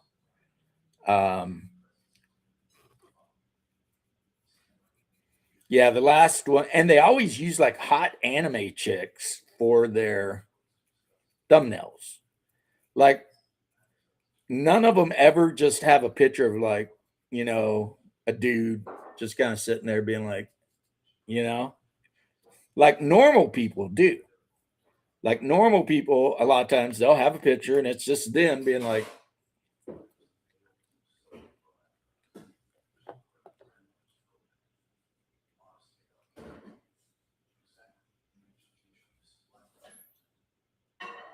huh.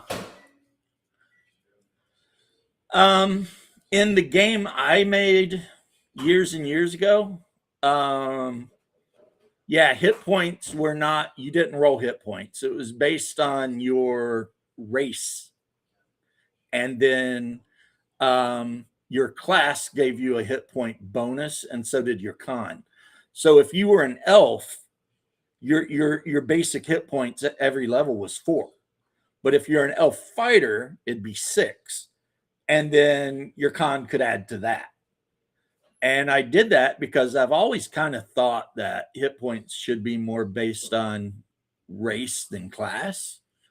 But I could be wrong too because of the abstract nature of hit points. I could be totally off. But what it meant in my game is like if you were playing a troll and think sort of Shannara trolls, pretty much whatever class you could play, you were going to have more hit points than an elf, no matter what class the elf played. You know, unless you had like a penalty to con and whatever, and the elf was like super buff, full of con. And the reason was because you're 7 foot tall, you're a troll, and you can take a beating. Of course, the negative with trolls is they were totally non-buoyant. So if a troll fell into the water, they immediately just sank to the bottom. And all of their equipment costs like twice as much, at least, or 3 times as much or something. Because you can't just roll into town when you're 7 foot tall and, you know, 4 foot wide and pick up a coat of mail. That shit has to be custom made. And yeah. And as a result, it ended up that the trolls, even though they were very strong and tough, they never really, the whole time I ran the game for a year when I was kind of play testing it, the guy playing the troll never had decent equipment compared to anyone else. He was always wearing whatever he could find that would fit a troll. So, yeah, but my trolls, the way I imagined them, were more like the mystics from the Dark Crystal. They kind of just lived way up in the mountains. They raised sheep and mountain goats. They grew fungus in caves, and they pretty much minded their business, you know? And they even, when I tried to draw them in the face, they kind of looked like the mystics from the Dark Crystal with like the big nose and, you know, so kind of more like a Scandinavian troll.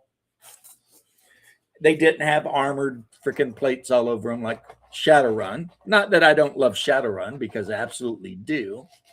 And I just recently, when they sold all the PDFs for all their second edition stuff for like a third off or whatever it was, half off. Yeah, that was a bonanza for me. I picked up all kinds of stuff. They still do not sell in PDF form or print the second edition rule book, though. And I have bitched about that for a long time. I don't know what their problem is and why they refuse to sell the second edition rule book. But, you know, Tales of Argosa is similar with their hit points. Yeah, the reason I did it is my entire game functions using 2 die 20s, but not like 2 die 20 from Modiphius. Like in combat, you roll versus your opponent, and you add whatever bonuses you have, and whoever hits does an amount of damage equal to the difference. And some weapons can like modify that. But to keep it super simple, if you run up on an orc and you rolled like a total of a 17, and the orc rolled a 5, and that was the end numbers after modifiers, right? Then you would hit the orc for 12 damage. But if the orc was wearing armor, depending on the armor, it would soak some of that. However, some weapons gave you the bonus to like penetrate armor and other things, you know. So, but the idea was, my mom was having bad eyesight and she played D&D when she got older. She never would play when she's young. And so she had a hard time figuring out what die to roll. So I wrote a whole damn role-playing game that only used 1 die. And I ran it for like a year plus with her as one of the players, specifically so every time I said, okay, I need you to roll whatever, there was never a decision of what to roll, because there's only 1 die that you use.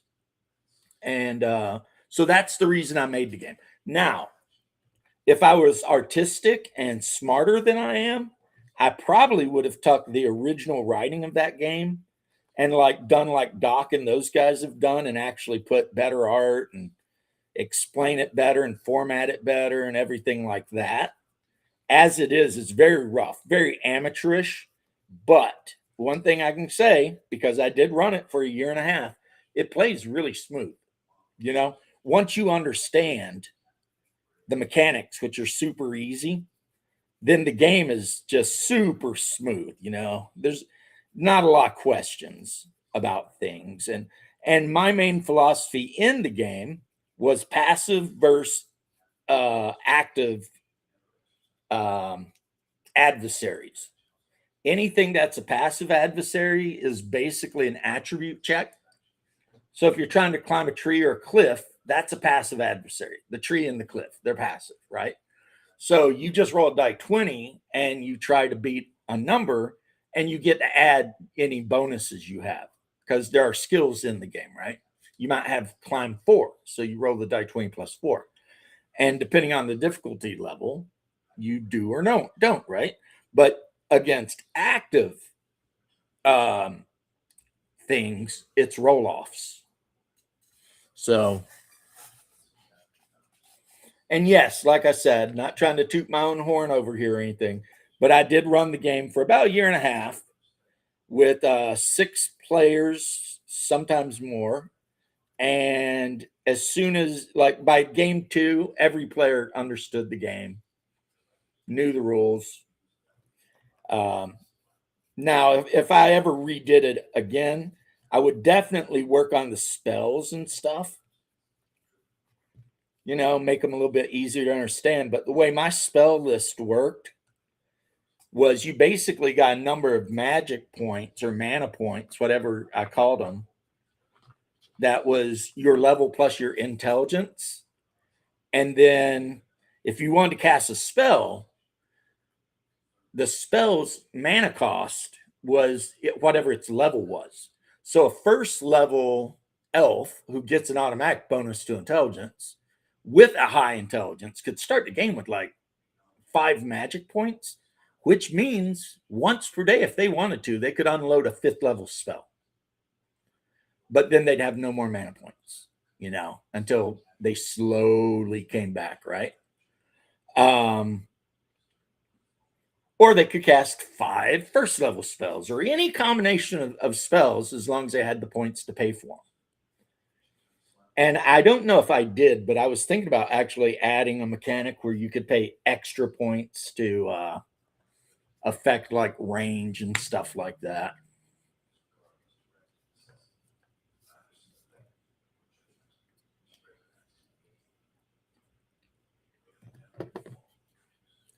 I am trying out no games except for Hyperborea.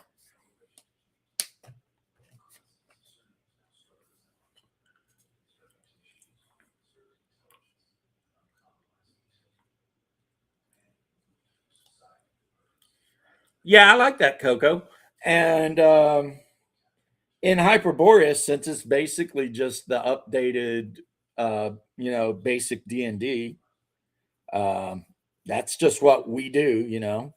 Roll the hit die and add a con bonus if you have one. And since you only need like a 13 to get a +1 or 14, pretty much everyone in the group has at least a +1 to their hit points. Because a lot of my players, for I don't think bad reasons at all, whatever class they're playing, they tend to make con their second highest attribute. So the Cryomancer Ice Wizard in my group, yeah, I'll add you as soon as I'm done here, which will be like 3 minutes. Has a +1 to hit points. The thieves all have a +1 to hit points because they put whatever was their highest attribute in Dex, and the second attribute they put into Con. Now they did, some of them make a mistake, I think, in that a lot of them use charisma as their dump stat. So anytime they're trying to like talk to people or negotiate or something, it's always kind of a thing, you know what I mean? Because it's like, yeah, you got like a 9 charisma. I mean, roll under it, see what happens.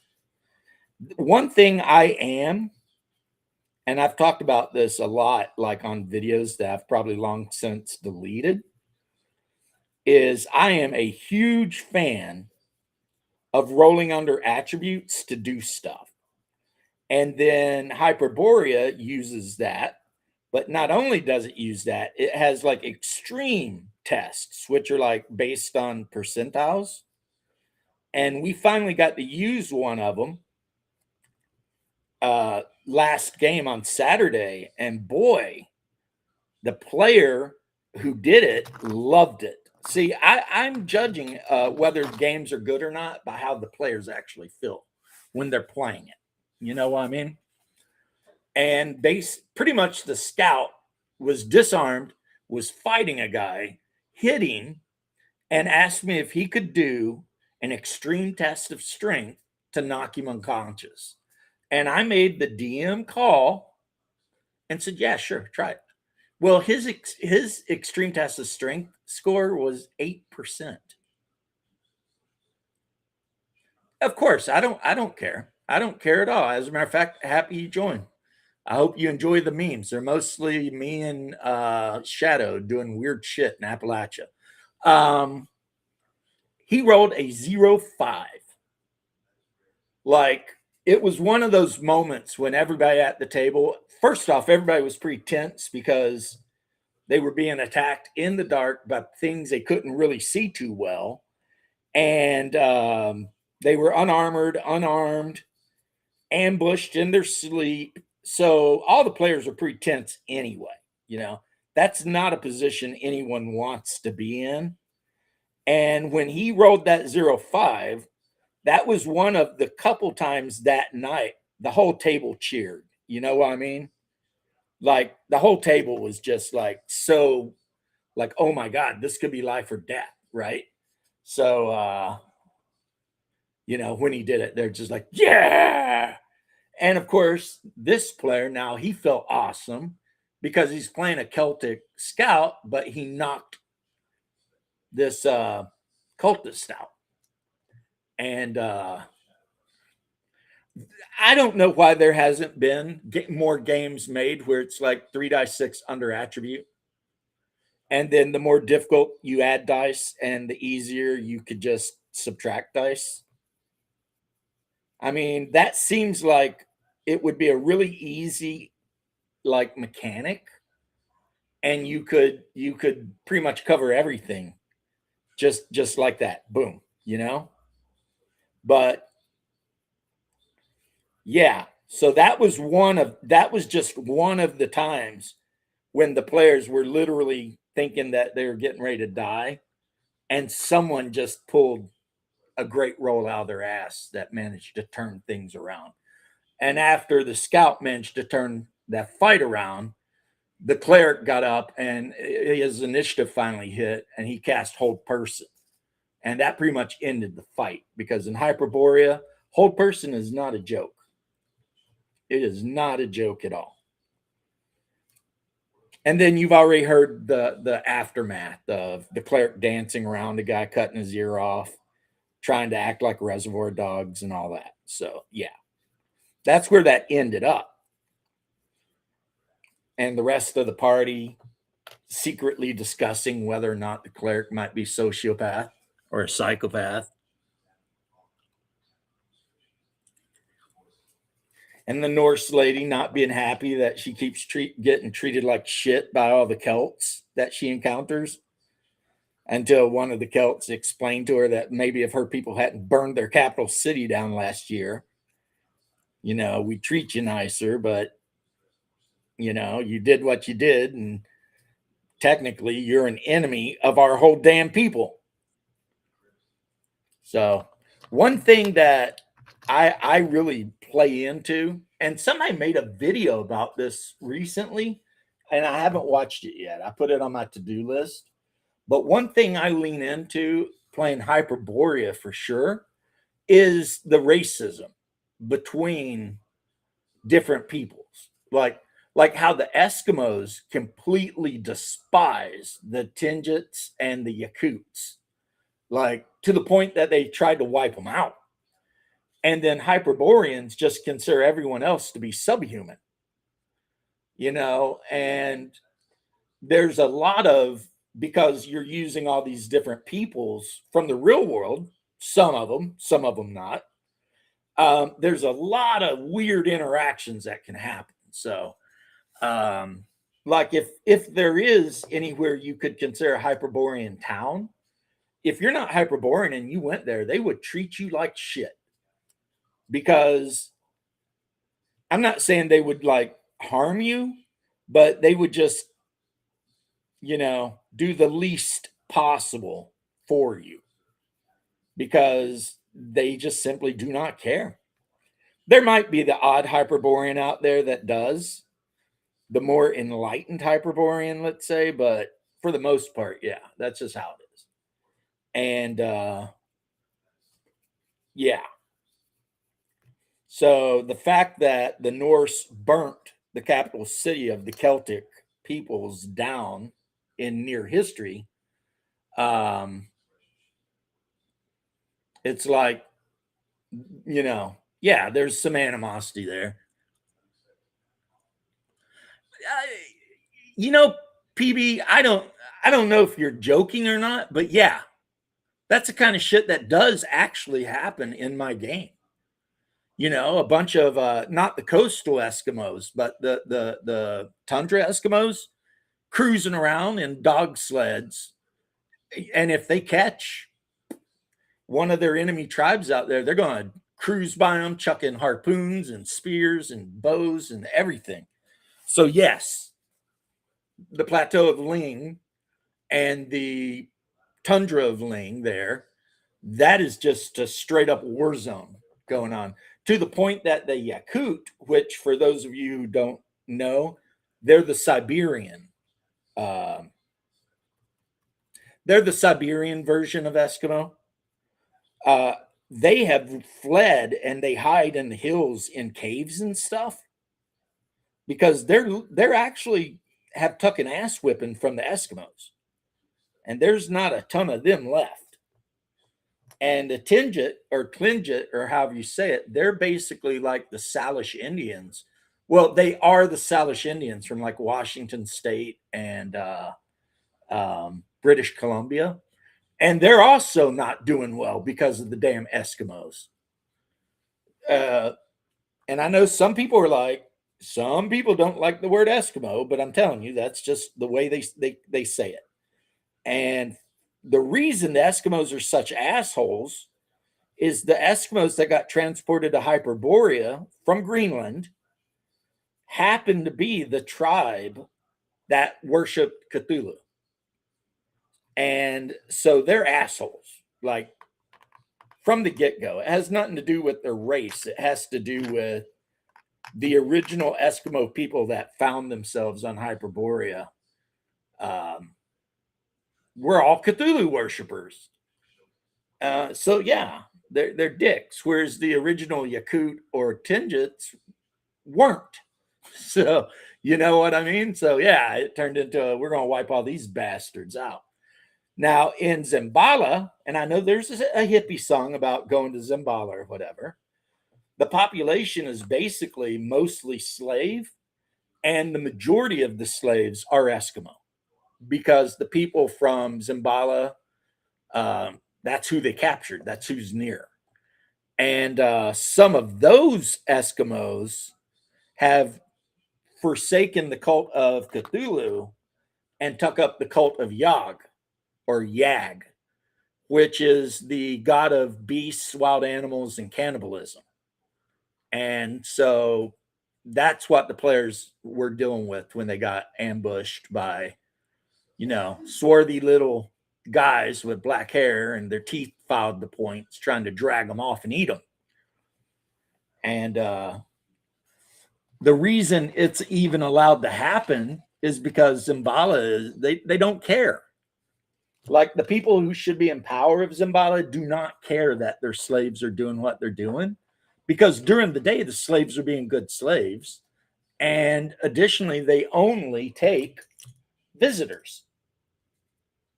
They never take anyone who actually lives in the town. So it's like, they're all like, we don't care. As a matter of fact, it's even become part of their economy, since the cultists will kidnap travelers out of their room. There's a few taverns that play along with this, and then take all their equipment with them, and then they'll sell the equipment to fences for money, and then they'll pay the tavern keepers off with the money, and it becomes this big circle where the tavern keepers make money by selling access to travelers, and then the fence makes money by buying equipment from the cultists, and then the merchants that run the city make money because the fences now have stuff that they're selling, and it just keeps going on and on in a big circle like that. Like if the slaves were to try to overthrow the actual rulers of Zimbala, they would probably be crushed, since the actual rulers of Zimbala are mostly pretty high level mages, and they do have armed guards. But because of the way the system is there, it's kind of like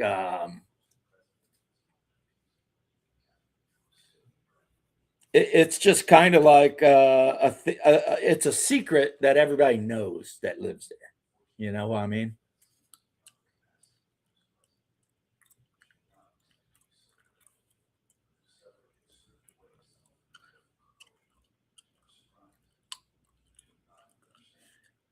Yeah, those men of Ling, man.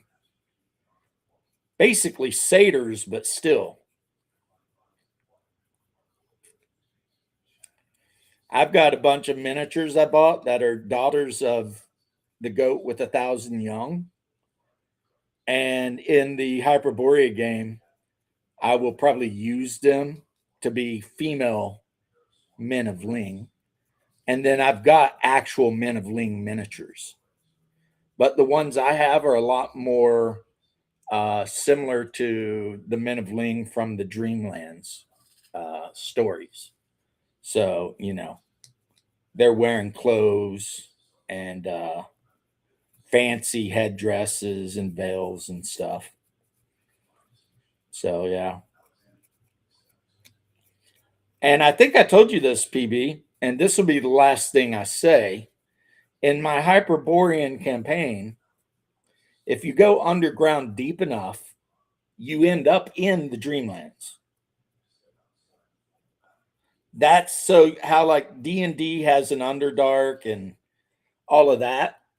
In my Hyperborean game, the deep, deep Underdark is actually the Dreamlands. And so you can go down there and end up getting jumped by Gugs, spiders of Ling, like all of that crazy shit that was in Lovecraft's Dreamlands Chronicles is down there. And, because I figured I don't think it's gonzo. I just think it's very much fantasy. And that's how I'm playing it. This is a fantastical realm. It's a concave hex that's like 1,000 miles across, floating around in orbit of Saturn.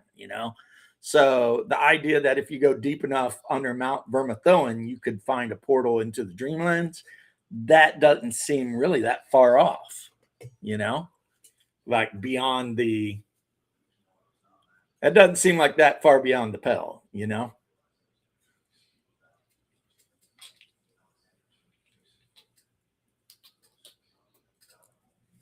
But yeah,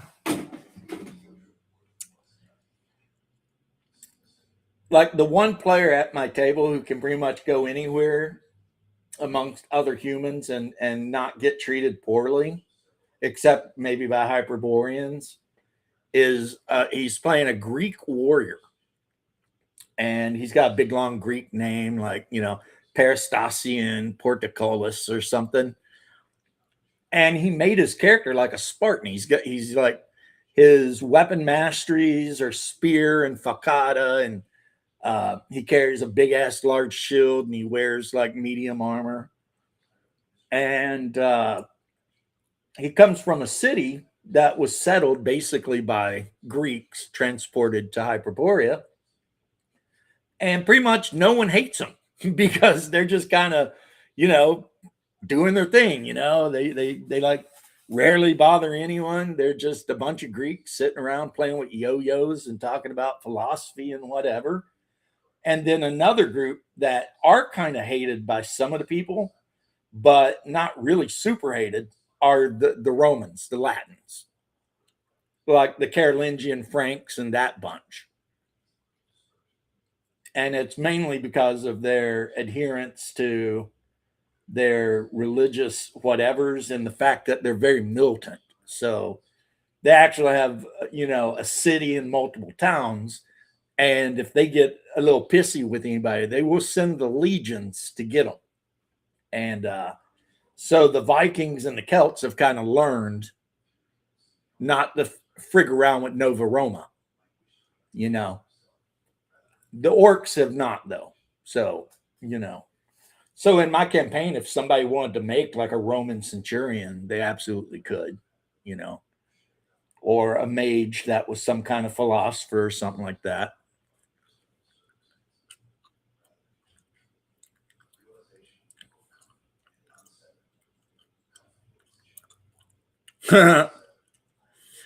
That sounds really cool. I have an adventure I bought. It might be for second edition, but I figured screw it, I can run it with third edition. Where you got to go to the whatever it's called, that weird place that's kind of like Asia, where one hex is actually, instead of being like 12 miles across, it's 120 miles across, but only when you cross the line. And there's like the whole you're in the jungle fighting dinosaurs, and there's like a buried temple there, that you can explore, and a bunch of subhumans, kind of like in Fire and Ice, that guard it, and there are apes and Ixians, I think, are the people that rule the island, the Ixian fragment, and they're pretty much, like East Asian, kind of, sort of. But that's one I have that has a dungeon. And then the other one I have that has a dungeon is Rats in the Walls. That whole adventure is nothing but dungeons, really. I think one of them isn't, but the rest of them 100%. You're crawling through sewers or going through a dungeon. I think that's the name of it. Yeah. It's like this kind of Aztec type abandoned temple. You could even say almost like Thai, Siamese, abandoned temple in the middle of a jungle, and there's dinosaurs and shit all over the place. And yeah. But right now they're in Zambala doing the what's it called? The something of the xanthrophages or something like that. And so it's basically, the whole adventure is about the cannibal cult. Uh, and if you know the adventure, then based on what I've said, I've changed things because I can't help it. I love running adventures, but for my own personal campaign, I almost always change it to fit more into my personal campaign. So, and I have a bunch of D or not D&D Conan fans at the table. So like Haas. So as soon as he heard about cannibals and whatever and their foul teeth, he immediately is like, I bet these guys worship Yag or Yag, and he was right. And he was right. They do. Not that Yag is the only god that promotes cannibalism, but that's Yag's main thing is wild beasts and cannibalism. So, not a lot of gray area with that one. Like in Hyperborea, Krimmer is just Crom, And a lot of the gods have different names, but if you go through the lore and you go online and you look at what the writer wrote, it's like the god of thieves, Rel, is Mercury or Hermes.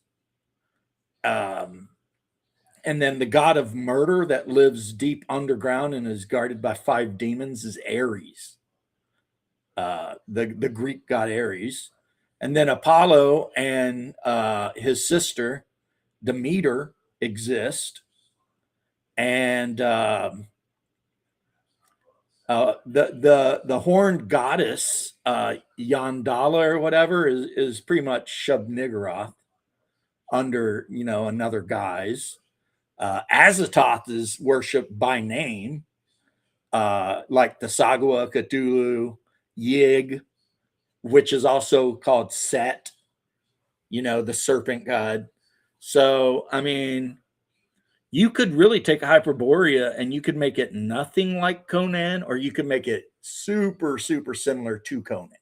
And I'm kind of going more towards the super similar stuff, but still with all the weirdness because, like this is one of the player characters actually.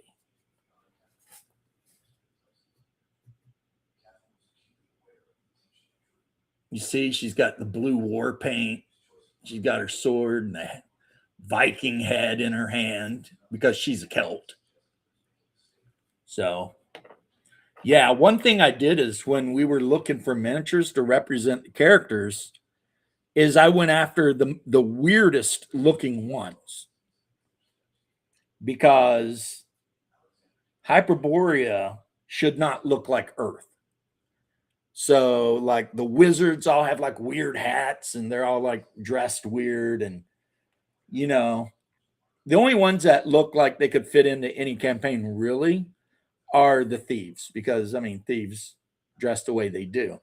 And what ended up being a lifesaver for me, I'll show it off, is there's a line of miniatures someone made based on Dark Sun.